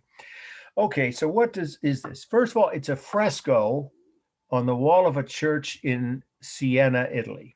You could just say Italy, but it's that town I told you is so beautiful. If you've ever seen any film or documentary or photos even of that place, or Rick Steves' European travels on PBS, it's one of his and my favorite cities in Europe, Siena, Sienna. But you can just say, again, it is a fresco on the wall of a church in Italy. And it depicts a scene. The title is The Lamentation, means the mourning of Jesus right after he died, the mourning over Jesus's dead body, or mourning the death. A better way to say it is mourning the death of Jesus. The scene depicts the mourning of Jesus's death, as in M-O-U-R, not M-O-R. Okay, make sure you spell that correctly, because that would change the meaning. If you were writing about the meaning, that one fact you wouldn't get credit for. It's about the sadness, okay, the grief. And every figure in this is painted with very strong emotions. And that would indicate that these are mourners, okay, all of them. Even the angels, look, they're doing somersaults of grief. It's amazing, especially this one here. This is a really remarkable painting in that it shows every human and holy figure. The angels in the sky, the humans on the ground are mourning the death of Jesus. And that's his, of course, body after he's brought down from the cross, after he's dead. That's his mother, Mary. How do we know? First of all, she's usually the one shown closest to him, saying goodbye to him, of course, kissing him goodbye, literally. She's wearing blue. That's how we know. See how many facts are about the meaning on this one. That shows that she's royalty, as in the Queen of Heaven. Now, obviously, she was a peasant woman. She wasn't literally royalty on earth, but in heaven, she becomes the Queen of Heaven. So she's always, always, always painted with blue robes, or at least her outer robes, throughout the Middle Ages and the Renaissance and well beyond. Okay, so that's Mary, the mother of Jesus, the Virgin Mary. So, and then here's Mary Magdalene, the only female disciple at his feet. And then we have Peter. We always know which one of the 13 disciples was Peter. Well, 12. Some argue there were 13 if you count Mary Magdalene and one other. To just say one of the disciples, always the oldest of the disciples is Peter. He's always shown with, bald head and gray hair and a long beard. That's him there. And then this is one of the other ones. Doesn't matter which, we don't know for sure. But these are all just people, that believed in him or, were his followers. And there you can see gathering on this hillside to mourn the recently deceased Jesus, their quote Messiah. But there's a whole lot more to the meaning of this. Let's start out with who was Giotto, by far the most talented of all of the international style painters. There's no debating that. He was 100 years, I like to say it. He was 100 years ahead of his time. Sorry, was there a question there? I'm going to explain what I mean by that. He was 100 years ahead, or a century, you can say it that way, ahead of his time. And the proof is in what we see in this painting. First of all, I already mentioned the emotion. So that's an important part of the meaning. Remember how little of natural human emotion was visible in other earlier medieval works like icons, right? And a couple of those paintings we saw before the break. Very little human emotion, if any. Here, everything is showing intense emotion. That's an indication of the realism of Giotto's style of painting. Another is the way he depicted the human flesh. We don't know how he got the skin tone. Well, European, obviously. Were they European? No, of course not. They were from the Middle East, but he'd never been outside Italy. So he had models from Italy. So you just say the skin tone, just keep it simple. Say the skin tones and hair are very sharp and realistic in here. And they are much more lifelike, the tones, the skin tones. None of that dead green skin, right, that we've seen in almost every other medieval painting or icon. How he did that, we don't know. There was no oil painting. If oil painting had been around, that would be the explanation, of course, but he didn't have that. At least as far as we know, he never knew what oil painting was. So somehow he managed to figure out some chemical composition to make the skin tones look more lifelike. And that's just a couple of the facts. Then we have the fact that it depicts a scene outside the walls of Jerusalem, which he could never have known. He didn't leave Italy, right? As I just said, somehow I've been to this place. You can stand in front. It's called the Valley of the Kings. It's the Valley of the tombs of the kings. It's outside Jerusalem. So this is the area where supposedly, according to the Bible, Jesus's body was put in his tomb. So before they put him in his tomb, they're standing over this valley with the cliffs in the distance and this rock, the edge of the cliffs here, this rock wall. How did he get the landscape so accurate in Israel when he never left Italy? Nobody knows. He could have talked to crusaders, but by this time, actually, no, he couldn't have. The crusades were over. So I do have a question. Yeah, sure. Go ahead. I can see, like, in my own perspective, it seems like it's like profound, like deep. And the last slide excellent, you excellent say observation. the last slide you say that that it was like the size was different because that technique didn't exist yet. Yes, But I'm seeing excellent. on the syllabus that is 100 years Yes. before. Exactly. So I'll summarize that. You put it perfectly. But for everyone who's want to add, this is a really important fact about the meaning.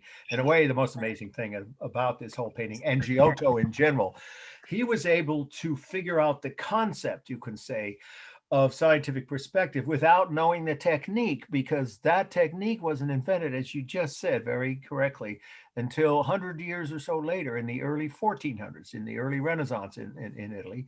But it didn't exist. Scientific perspective did not exist, but he understood the concept. So what did he use here? We're going to do a formal analysis in just a minute to wrap it up and then get back to the rest of the review. Well, all we can think of is that he understood the idea of how distance appears to us, through our eyesight.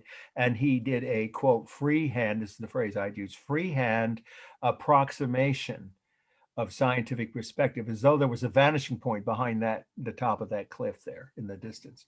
Yeah, it really is realistic. I mean, there's also foreshortening on this rock wall here, right?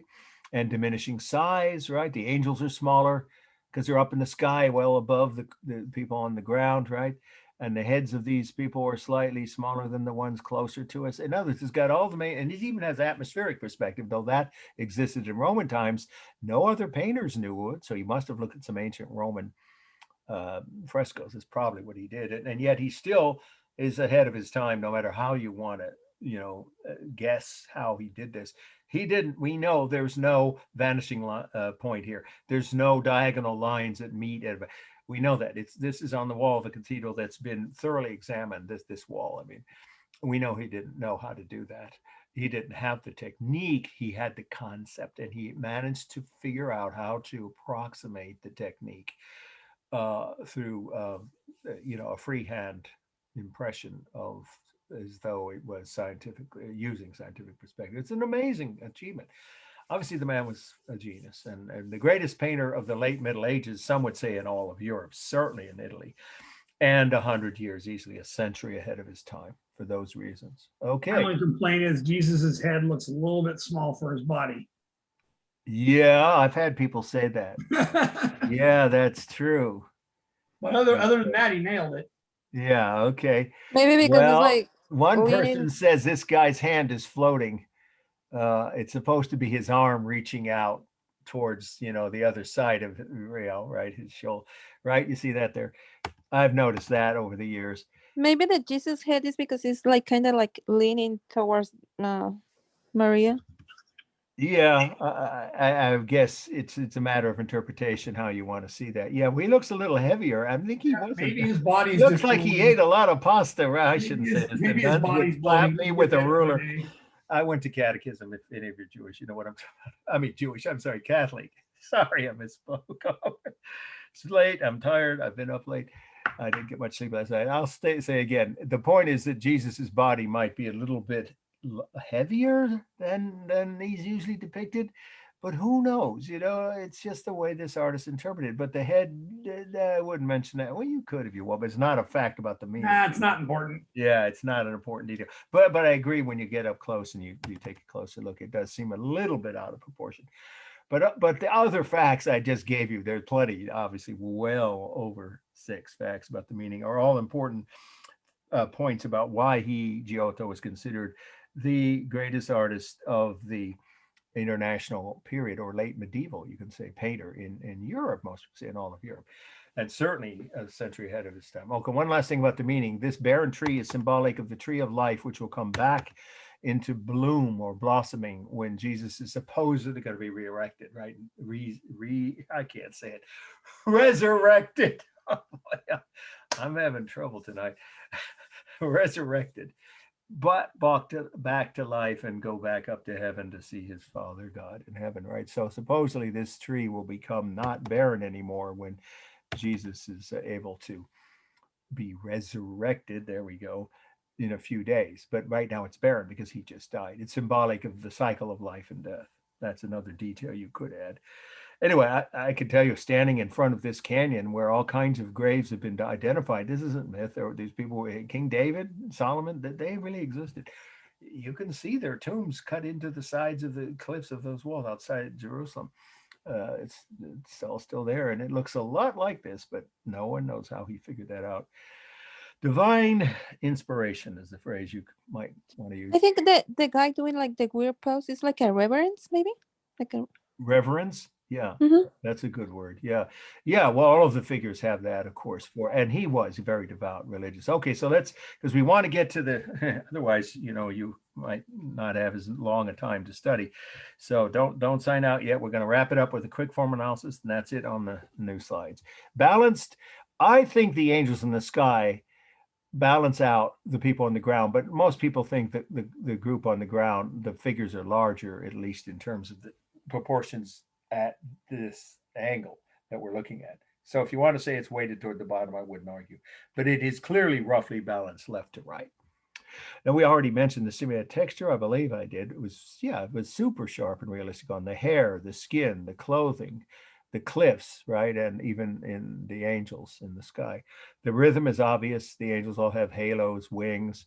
Some of the holier figures, right? The disciples themselves, the saints or disciples have halos. And of course, every human body, you can see at least some rhythm with their heads, their arms, hands. And some of them, well, Jesus the only, well, two of them you see feet, right? So there's plenty of rhythm. And is it stable or dynamic? Well, look closely. These two figures are leaning over. That's true. But Jesus is not quite, but close to horizontal. And most of the mourners are standing upright. 1, 2, right? 3, 4, 5.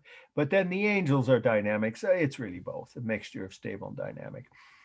There is mostly thin outline, except around Jesus's body, right? That's bold outline.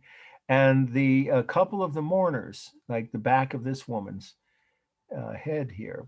I wouldn't say too many other places. So there's a little bit of bold line around just Jesus and 1 or 2 mourners, but most of the lines are thin. Already mentioned the modeling, super sharp and realistic. I particularly like it on the cliffs, both the ones in the distance and in the foreground. It's warm on the warmer clothing, of course, the reds and the gold of the halos, and the skin tones. It's a little faded. Don't forget, this is a 600-year-old, 700-year-old fresco. But you can see that if it's realistic skin tones, they're not going to be cool. They may look slightly, but this is really more accurate color wise. And then of course the cliff that they're in front of, that's kind of a warm tan color. But in the background, the back cliffs on the horizon, the sky, of course, that's cool, as are some of the clothing, or actually half of the mourners. And then we have the largest mass. Well, it'll probably be the cliff behind them. And then it's a close call. Is it Jesus' body, even though you can't see the middle of it? Or is it the 2 standing mourners here, Peter and the other disciple next to him? You could say that. And then maybe Jesus. Let's see. Are we missing it? For space? Well, we've got overlapping, of course. We have foreshortening, right? We have diminishing size. We have atmospheric perspective. And then don't forget, the only way to write it is diminishing size in the sky with the angels, is that there is a freehand approximation of scientific perspective, though technically that technique wasn't used. Okay, I think that's about it. Modeling, rhythm, balance. I think that's it. Okay, so let's stop the share and get back to finishing. I counted. Anybody else have any different count? Because I counted 44 slides. It's actually less than I thought. So you guys are going to get a major break. I should have just stuck to the 40%, but I know I upped that this semester.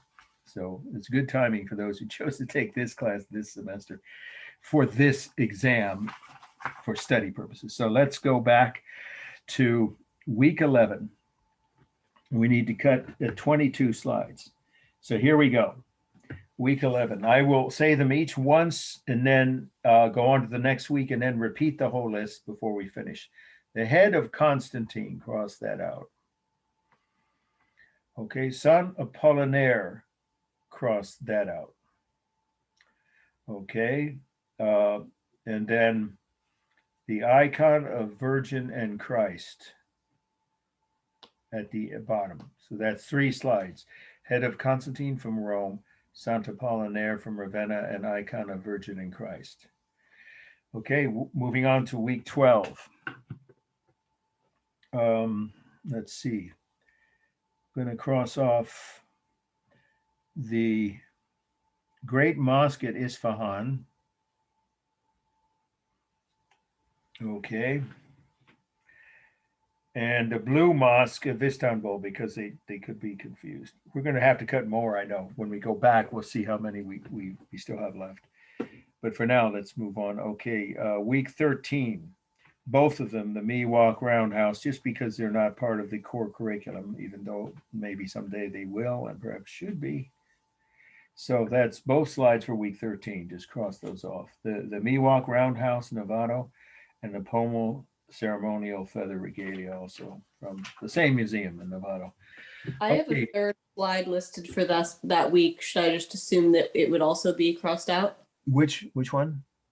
I show 3 slides for week 13. The 2 you said, and then one that just says Novato. Oh, no, that's just the location. It happened. It was just a glitch of the computer. Oh, I see. Okay. Oh, it's a good question. I know. I noticed that when I was looking at the list tonight, trying to decide if I should try to cut them before the class, and there was just too much to do. I'm glad you asked. So for clarification, everybody hear that question. It's one slide, Pomo Ceremonial Feather Regalia, and that's why I said it's also from Novato. So just cross that out, yeah, because that's only 2 slides. It's just that the location and date got shunted to the next slide. I don't know why. It's something my computer did. I didn't catch it at first. Okay, clarification is important. All right, moving on to week 14. All right, I'm gonna say, let's see. Stag Staff from Sutton Hoo, cross that off. Doors of Bishop Bernewald at St. Michael's, Germany.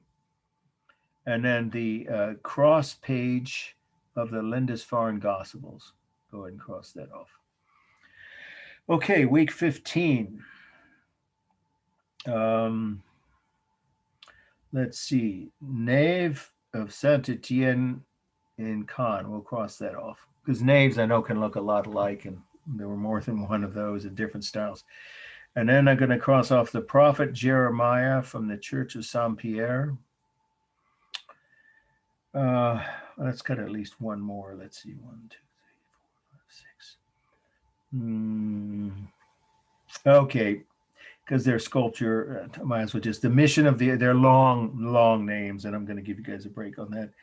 The first 2, in other words, both of the sculpture ones, the prophet of Jeremiah from Church of Saint Pierre, and the mission of the apostles from Vézelay, those top 2 from week 15.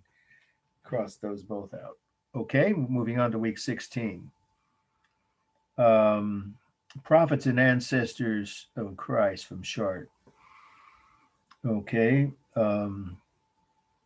Vaulted Ceiling of Amiens Cathedral.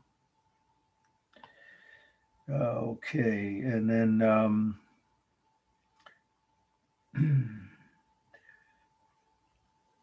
I guess I'll cut the nave again of Chartres Cathedral, because again, naves can look a lot alike for most people.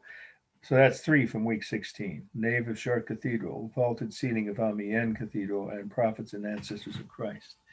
Okay, week 17. We just covered these, but we're going to cut more than we did just now during the lecture. Okay, Dormition of the Virgin at Strasbourg Cathedral, France. Remember, that was laughably bad. Virgin and Child Enthroned by Cimabue, and because it's such a long title and they're so similar, I'm going to also cut the other painting called Virgin and Child from Siena Cathedral by Bonensegna. Okay, but I'm not cutting the Lamentation. And let's move on to the last page. And I'm going to cut, well, we still have at least a couple of paintings and icons. I'm going to cut February from the Book of Hours by the Limburg brothers. Okay, so let's see how many I cut by going back. And then when we finish and we get to that total of 50% cut, well, that I guess I was in a really generous mood when I made up this syllabus. Then we'll see if we have to cut more. But once we're done and we know the set number is what it should be, I will repeat everything once. Then we'll do the same with the terms, cut that list, but not by 50%. It's not that long to begin with, probably a third. Okay, week 11. Well, no, I don't have to say, let me just count how many I've cut. Let's see. Um,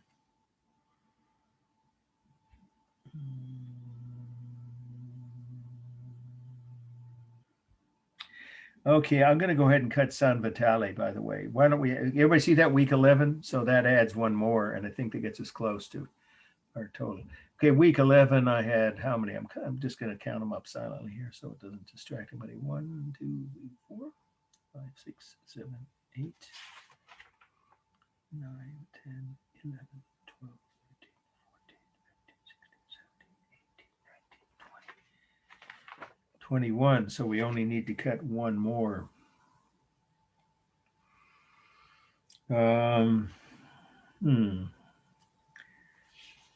Don't want to cut too many of the Islamic slides. There's not that many to begin with. Okay. I'm going to cut one of the cathedrals, one of them, not Notre Dame, but among the other three. Let me just make a quick determination, which is the most. Well, I think that Reims Cathedral is just vaguely similar in shape and, you know, style and detail, right? It's similar enough to Notre Dame that some people could get it confused. So I'll go ahead and cut Reims. Is this week 16, right? Yeah, sorry, and I'm going to repeat the whole thing. Yes, it is at the bottom of week 16. That's exactly half. Boy, that is the most ever. All right, I've cut as many as 20 when I had a list of, 50. That'd be 40%. But the list is slightly shorter this We appreciate it. Well, sure. Yeah, I mean, it's enough for you to study the other 22 and the terms. And then, of course, do a thorough job as you have on your papers of all of the analysis. So here we go. I'm going to repeat the list. And this will be what I don't. Obviously, you make sure you cross out everything I say now and leave everything else as a possible slide on the final. Okay, you all understand the same procedures we did before. Week 11, head of Constantine from Rome, San Vitale from Ravenna, Santa Apollinaire from Ravenna, an icon of Virgin and Christ from Istanbul. Week 12, cut 2, Blue Mosque of Istanbul and Great Mosque in Isfahan. Week 13, both of the slides of the Miwok Roundhouse from Novato and the Pomo Ceremonial Regalia from Novato. Week 14, okay, Stag Staff from Sutton Hoo, England. Cross page of Lindisfarne Gospel from England, and Doors of Bishop Bernewald from St. Michael's, Germany. Week 15, 3 more. Prophet Jeremiah from the Church of Saint Pierre. Mission of the Apostles from Vézelay, and Nave of Saint Etienne Khan. Week 16, wow, 4 of them. Nave of Chartres Cathedral, France. Vaulted ceiling of Amiens Cathedral, France. Prophets and Ancestors of Christ from Chartres, and Reims Cathedral, France. Oh, this is an important detail. Those of you who stay with me may or may not make the difference between an A and a B on the exam. I may, if I show, I'm not saying I will, I haven't made up the final list yet, I will in the next few days. If I show a slide of Notre Dame, I might show it from the side where you can see all the details, the Flying Buttresses thing, if I show that. I'm not saying I will. Not just the front view, because there you only see the towers and the doors and windows, right? So keep that in mind. I know that there are images of Notre Dame. I showed them to you in class, and they're in your textbook and they're online, of Notre Dame from the side. That was a pretty distinctive building. I think I'd remember that from the sides. Oh, it's different than all the others. Yeah, you'd think so. But on the other hand, and plus I cut the most similar looking one from Reims. But nonetheless, there's still how many cathedrals left? Let's see, 1, 2, if you count, well, Toulouse is very different. Gothic cathedrals, 1, 2, 4 Gothic churches. Cathedrals. So just remember that if I show you a view that shows more of a building, I already covered. I showed it in the class. It's in the Gothic lecture that's on YouTube now. That has been posted. I posted that one well before 8 p.m. on Friday, and I will post this lecture again. So keep that in mind. Yeah, if it's on the exam. All right. Once again, I think I need to repeat that list. Week 16, Nave of Chartres Cathedral. vaulted ceiling of Amiens Cathedral, Prophets and Ancestors of Christ, and Reims Cathedral are all cut. Okay, week 17. It's 4 more. Dormition of the Virgin at Strasbourg Cathedral, Virgin and Child from Siena Cathedral, born in Segna, Virgin and Child Enthroned by Cimabue. And the last one we cut was February from the Book of Hours by the Limburg brothers. Okay, you have your marching, or not orders, but list to do. Now let's do the same, but not 50%, like I You said. cut out all the virgins. Always interesting here. I appreciate some of those humorous comments a number of people have made. And that's one I haven't heard before. But you're right, actually. Yeah. When you do Renaissance art 1.2, I love that course, because then you get into all these controversies about various things, like, were women appropriately posing for, even for the Mona Lisa? There's some, that most people don't think of that as scandalous, the woman who posed for it. They're pretty sure they know who it was, but there are some where, like the Birth of Venus, right? We're going to cover that. She was nude. What? A nude, full life-size, accurate, anatomically correct female figure? There's a controversy around that, and I'll explain what it was. More than one controversial fact about that painting. Some of you know it, right? She's coming ashore on a seashell, sort of covering herself with her arms, right? The Birth of Venus.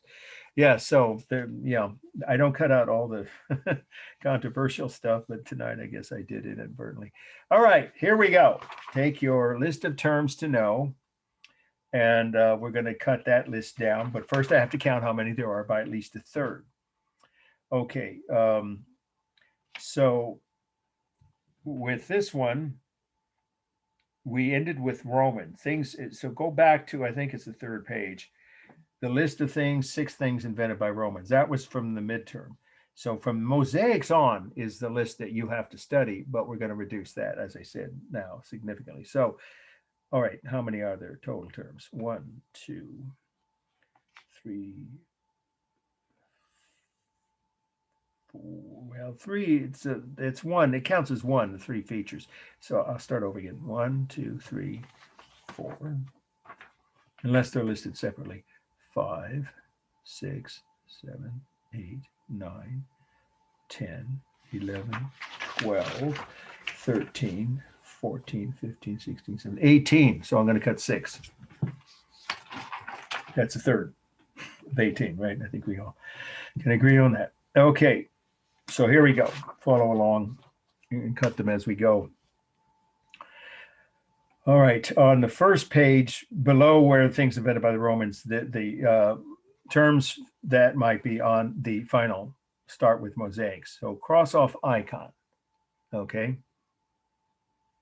And leave the next 2 below it. Okay. And I'll repeat this list before we finish up. Moving on to the next page. Cross off illuminated manuscripts. We cut the only one anyway from the study list. And staff. We also cut that slide, right? Then at the bottom, you can cut off cupola, because you don't need to know that to understand. In case the cathedral complex is on the slide analysis, you don't need to know that term to describe the importance and meaning of that complex. Okay. Moving on to the last page, we'll cut 2 more: decorated style and perpendicular style. However, those could relate to the slides of those styles if just the meaning or formal. Now, well, beyond the meaning part. Remember, style is always part of the meaning. They could come up in that way, but they won't be set aside as standalone true-false questions. Okay, let's see how many that is, and see if I achieve that minimum of 1/3 reduction here. Okay, I think I did, right? 1, 2, 3, 4, 5, 6, exactly. So I've cut a third. That leaves you with only 12 definitions and 22 slides to study. That's not that much. Believe me, if you go to a 4-year university, you're going to see way more than that. And I think did I mention this? That I was given, I can get in trouble if we mention this, but I figure it's appropriate because it affects students, and that's what we're here for. At least we're supposed to be, all of us instructors and the administrators. I was given some, we'll just say, critical commentary about how many slides by. I actually wasn't supposed to even have to deal with it. I didn't know this. I had an evaluation. We all do. I welcome them. I actually think they're important, and you need to be able to get a good evaluation every few years. It's every 3 years. So I had mine due this semester. And so because it was an online class, they never saw me teach for whatever reason. The people on this committee, doesn't matter who they are. And I was being told I wasn't showing enough slides every week. I should increase that by at least, I didn't say double, but many more. And they said, That's reading ridiculous. list. Yeah, the reading list wasn't long enough. A chapter of Stockstead is 30, 40 pages on average. And the other book, 15 to 25 pages for Sarah Gill. And if you do that, it becomes overwhelming. And what's the point? It's make work or busy work. And people, at least my experience is that when I took courses like that, both the undergraduate and graduate level in art history, where slides and reading were the basic format, when you had teachers give you hundreds, I mean, literally 150, 200 slides a semester, or for each exam, for the midterm and the final, it just became overwhelming. And it was just memorization mostly, with minimal analysis. I don't know if anybody agrees with that, but I know that other former students of mine, for instance, my readers are all former students who got A's in my class and are not currently in my class, so there's no conflict when they do the grading. All of them got back to me and said, all the other art history courses we took pretty much here, or some of them are on to 4-year colleges now, transferred to course, some of them with letters of recommendation, which you can count on me writing for you if you get an A in any of my classes, even if it's years from now. Most of the professors did the same thing. They sub-selected which slides were most important, and then they'd reduce the list for study. It's called academic freedom, but I was told I shouldn't do that. I should make it harder. So I don't know if anybody has any comment or thought on that, whether or not you'd rather have seen it. I have a question. So for the next semester on the other classes, are you gonna like Same put more format. slides? Oh, okay. Say that again. Sorry, kind of. For the next semester, are you gonna like put more work on? No. Oh, No. You know what? Here's where I'm going out on a limb. There's such a thing here called the AFA, All Faculty Association. And I thank my lucky stars that they exist, because they went to bat and they got those set of recommendations. Just say, put aside, not literally dismissed totally. Okay, that's their opinion. That's how those 3 people think. In fact, 2 of them have never taught art history and 1 had. Okay, fine. That's how that one person and the other 2 that they consulted together with thought art history should be taught. That's not how I feel it should be taught, or many other instructors, even at the major 4-year universities, like the one I went to at UC Berkeley. I took several art history courses, and first one I got was taught that way. Well, 200 slides, and I barely pulled a C+ in it. It's my freshman year. Well, I was not used to college level coursework anyway. And then after that, I took courses from people from the great universities of Europe who knew their subjects, because it was their own culture they were talking about, and they had been trained at the top level in their own countries. And most of them didn't do that overwhelming approach, or they'd show, like I do, slides that aren't on the test, aren't going to be on the test, so you know that they're just for your own information. Yeah, no, I'm going to use the same level, and we're going to do the same thing. We'll cut the list down by, let's say, 40%. For each of the 2 tests, as well as the definitions. No, it's not going to be, and not any more, pages on average to read each week than I already did. So you can count on the same format, same standards, same requirements. Hopefully I'll see a few of you either on the little screen or in person, because I love teaching in person, and that class already has 10 people this early, and it's only priority registration. So if you're interested in taking any of those classes, the 2 online ones I'm teaching, well, obviously you won't take this one over again. That one is one of the 2 other online, but I'm also teaching the world art version of this online, and then the in-person class on Wednesday night is going to be from Renaissance through post-impressionism, through Van Gogh and those people. So that yeah, so you can count on the format and the amount of work being the same, basically. So hopefully I'll see a few of you then. Speaking of which, I was going to try and see, I'll still keep answering questions because I always stick around even if it's after the regular class time. Let me see if I can find, I don't know if I can here. The slide, there it always does that. I hit it too often. My daughter was trying to tell me that. Let's see.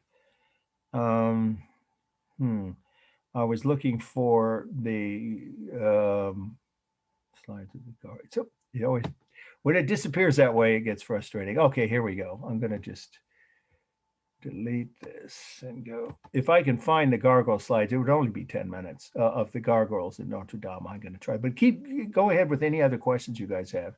This should take max 2 minutes if I can't find it. I do have another question. Sure, Sorry. please. That's I what we're here should for. probably ask this one on the other class, but on the syllabus, both tests are the same day. So I was wondering, for the early class that you are teaching at 3, should we submit before this class or Oh, you're with- taking both classes. Yeah.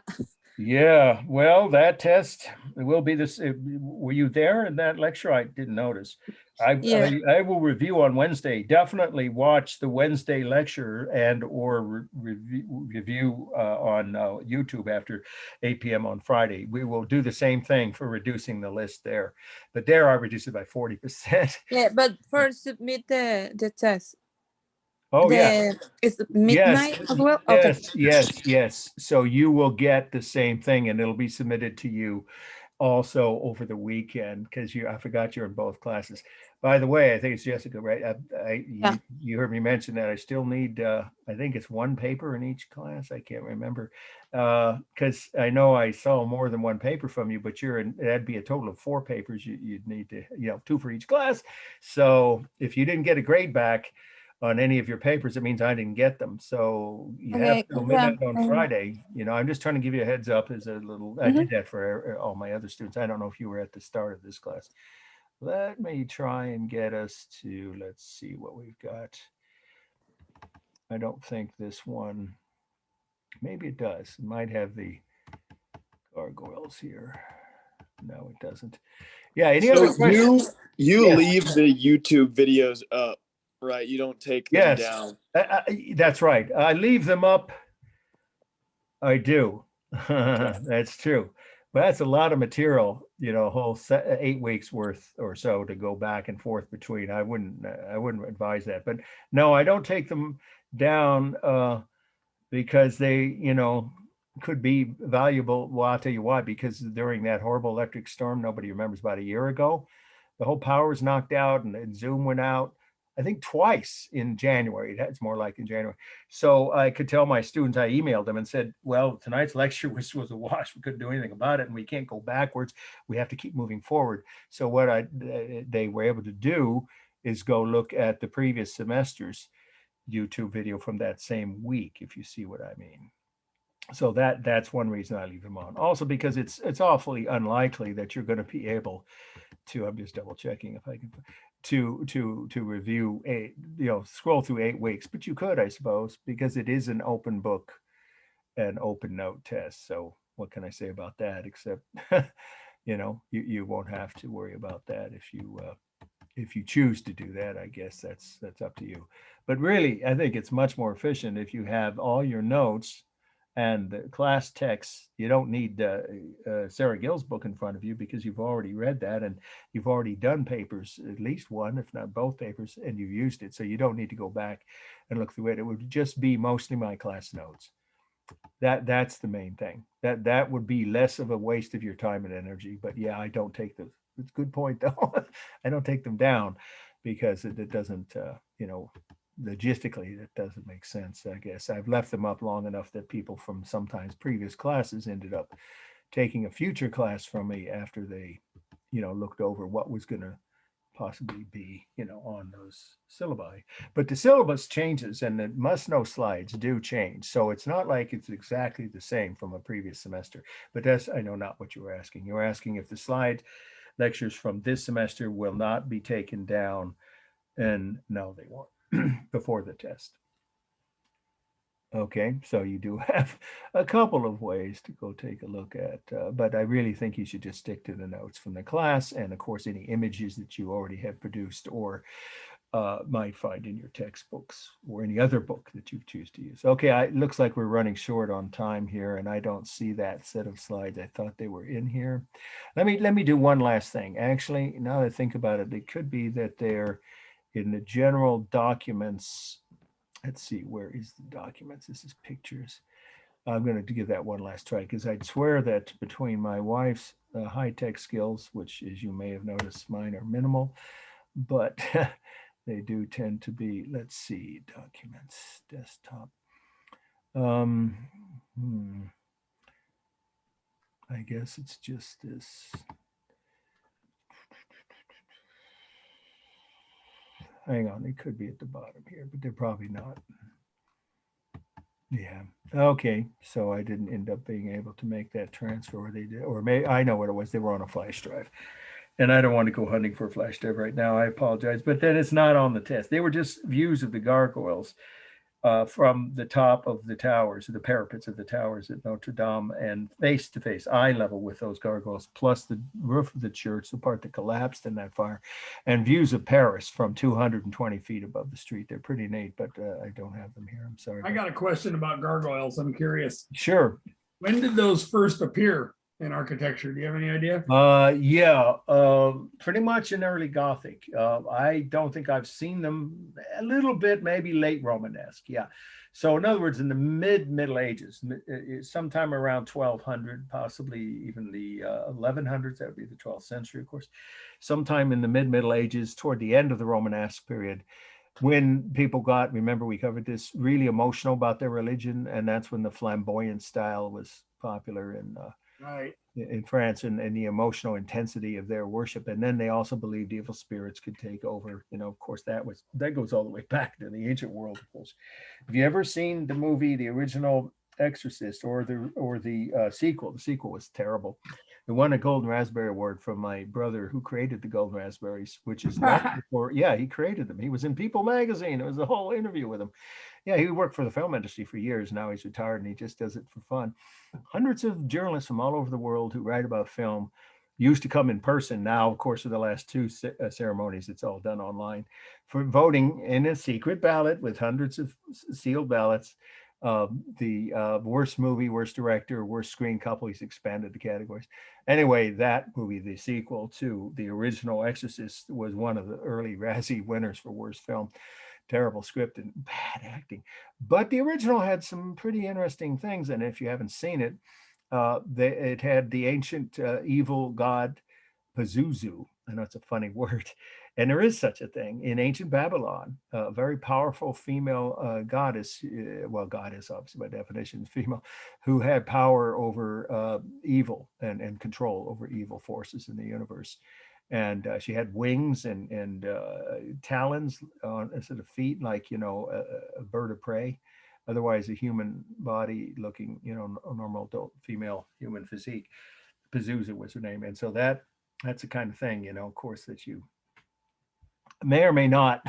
Well, that's not a movie I would recommend, though, for extra credit, because it's too far removed from the topics of this course. But anyway, that's almost like a kind of a gargoyle, but it isn't, because it wasn't on their religious structure. So the short answer to your question is, in terms of churches, particularly Christian churches, gargoyles really appear in the Middle Ages, sometime around the end of Romanesque or late Romanesque, and definitely early Gothic, all the way through until, of course, they're still being put out, but more for just decorative purposes. Churches done in the 1800s, they don't believe in gargoyles, scaring evil spirits away. That, as you know, right? It sounds like you would, Rob, or anybody else listening here, that's the purpose of gargoyles, to scare away evil spirits or keep them away from the worshipers inside the church and from the priests that were inside the building. Supposedly, they were meant to be so ugly and fearsome that they'd scare away even the most fierce demons. Interesting concept. We could use some of those in the modern world, right? Okay, any other questions? Now's the time to ask, because I think we've covered just about. Well, you know what? I am going to show you one thing, just for those who might find this. And you were talking about gargoyles, okay, and we've been talking about Gothic architecture, but I'm going to show you just one or two interesting things inside. I don't think I showed this. If I did, just stop me and we'll just end it right here. But this is some of the armor that is inside the museum at the Art Institute of Chicago, where my parents actually were both students and met. Gosh, that's a long time ago, in the late 40s on a scholarship. See, look, even the horses wore armor in the late Middle Ages. This would be an era when gargoyles were believed to have the power to scare away evil spirits. But look at these strange looking facial masks. Did I show these? I don't think I did. I think I showed it only in Art 1. Not up yet. You're in. I'm sorry, go ahead, because if I did, we'll just. I don't see anything. I think that you're not sharing your screen. Yeah, they're Uh-oh. not up yet. Yeah, you're right. You're right. You're right. So here we go. All right. Screen share. Yeah, we'll just do 5 or 6 minutes. How's that? But I think you'll find these interesting. It's just a dozen views. That's all. Now, can you see it? Yep. Good. So these are images of knights in armor that were stored for decades in a warehouse after the museum they were in. When I was a kid, it was my favorite museum in Chicago. And there's Cool. a lot of good museums in Chicago of medieval history and art and architecture. Well, not architecture. Oh, they had gargoyles inside the museum. It was a recreated medieval castle brought over from England with new stonework added in the I think it was the early 20th century. It wasn't even Victorian, by some wealthy guy, and he just loved medieval arms and armor and weapons. So he collected them, and when the museum was bulldozed, like so many buildings were in Chicago in the 60s, it was never replaced. It's an empty dirt lot now. The contents were taken to the Art Institute, which is downtown, and stored, and now they're on display. So, for instance, look at this. Doesn't this look a little like, some people might think, Hannibal Lecter-ish or something, or like the guy is, obviously in some kind of a torture mode? Well, that's what some of these knights in armor were expected to do, but mostly they were protecting, of course, themselves, their bodies, from harm in battle. And I love these two guys. And guy of poofy pants is what my daughter called this slide. These two battling it. Of course, the armor is authentic. Late Middle Ages, we're talking about 1500s. Actually, that's technically the Renaissance. So it's actually the Renaissance era. Middle Ages supposedly ends right around 1500, but it depends on where you are in Europe. So then you see how even the horses, right, had fancy decorative detail. Of course, this horse doesn't have armor on. But my favorites are some of the close-ups. We'll just do a few of the helmet. This is the kind of armor that colonists wore in Virginia, not in Massachusetts. Well, actually, some of them in Massachusetts even, like John Smith, and then up in Miles Standish would have been up in the north in Plymouth colony, and Pilgrim, where they were, assigned as mostly mercenaries to guard the colonies and keep public peace inside the walls of those fortresses. They were fortresses. Wooden fortresses is what those early colonies were, the first ones on the coast of the East Coast. And so they had to have, some of them came over with 3/4, they call this, suits of armor, not full armor. But imagine walking through a hot, humid Virginia swamp, 110-degree heat, in a 3/4 suit of armor. That's definitely, we know that Captain John Smith wore armor like that when he was captured. And yes, there's some evidence that he was perhaps saved in a last minute intervention by Pocahontas. The details of that are sketchy. We know that such an incident occurred, and he did survive. And then later on, she married another English colonist. I think you know that, some of you. So these are armor from different parts of Europe, but my favorites are these last 4 or 5 we'll look at. See, that's a 3/4 suit of armor. It's actually more like 4/5. It's pretty heavy. You put that on, and if you're jousting, and that's what they were used for, either for combat or jousting contests. But this is the one that reminds me of Hannibal Lecter from the Silence of the Lambs. That's hilarious. Yeah, I mean, it really is. It's almost, you either don't know whether to be creeped out, scared, or laugh. Or you see someone with this kind of a face mask coming toward you. And then these are full suits of armor from the 14th. Can you go back to the other one for a sec? Sure. Can I screenshot it? Yeah, sure. This is, if you ever get to Chicago, it's a whole new wing. I think they just call it the New Wing, but there's another name. Yeah, some famous donor who gave millions of dollars to build it. It's mostly world art.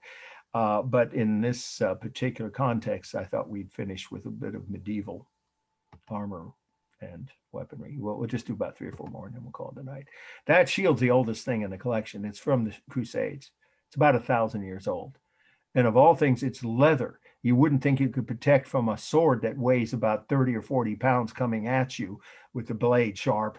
And you'd think it just sliced the shield in half. And then, but then of course you would be wearing armor like this guy behind the shield. But that shield, I remember reading the little notes. It was something around 1100 or so. Okay, I think that's funny looking armor. Yeah. No, these are not armor, but I just thought, I know. yeah, about Buddha, there we go. And Buddha, by the way, is one of those that we are not going to cover here. But if you take art 1.2 or 1.1, we will cover Buddhist art and imagery and the life of Buddha and Buddhism as a concept, as a religion. Some people call it a philosophy. And these are just different. Look at how he's not typical. The poses, this is a whole wing of this international section of the Museum of the Art Institute of downtown Chicago. These are new. They got them recently, legally, appropriately purchased from the authorities in each country.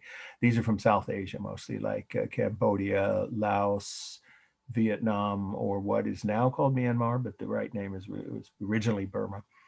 And then this is one more traditional one from Japan. And then finally one from China. Okay, why don't we call it a night? It's 9:30, but I'll still stick around if you have questions. And I think I just need to, it's a little hard to do this unless I move this. Okay, does anybody, I'll do the stop share, have any more questions before we sign off? Because now the next time I'll see you will be just before the test starts, and you don't want to wait to sign in until 6:40. I'm out. Thanks. Good class. Yeah, well, thank you. And then, I'll have one last chance Thank to check in with all of you if you have any, questions. You do still have Thank that time. Yeah, thank you all. To email me if you have questions about your grade, or if you didn't get your papers in. The late papers, the deadline is midnight on Friday, and you'll see the test PDF sent to you over the weekend. And this video will be posted for review purposes by 8 p.m. on Friday. Okay. Thank you. See you guys soon. Yeah, take care. Good luck on the exam, everybody. See you in 1 week. Okay.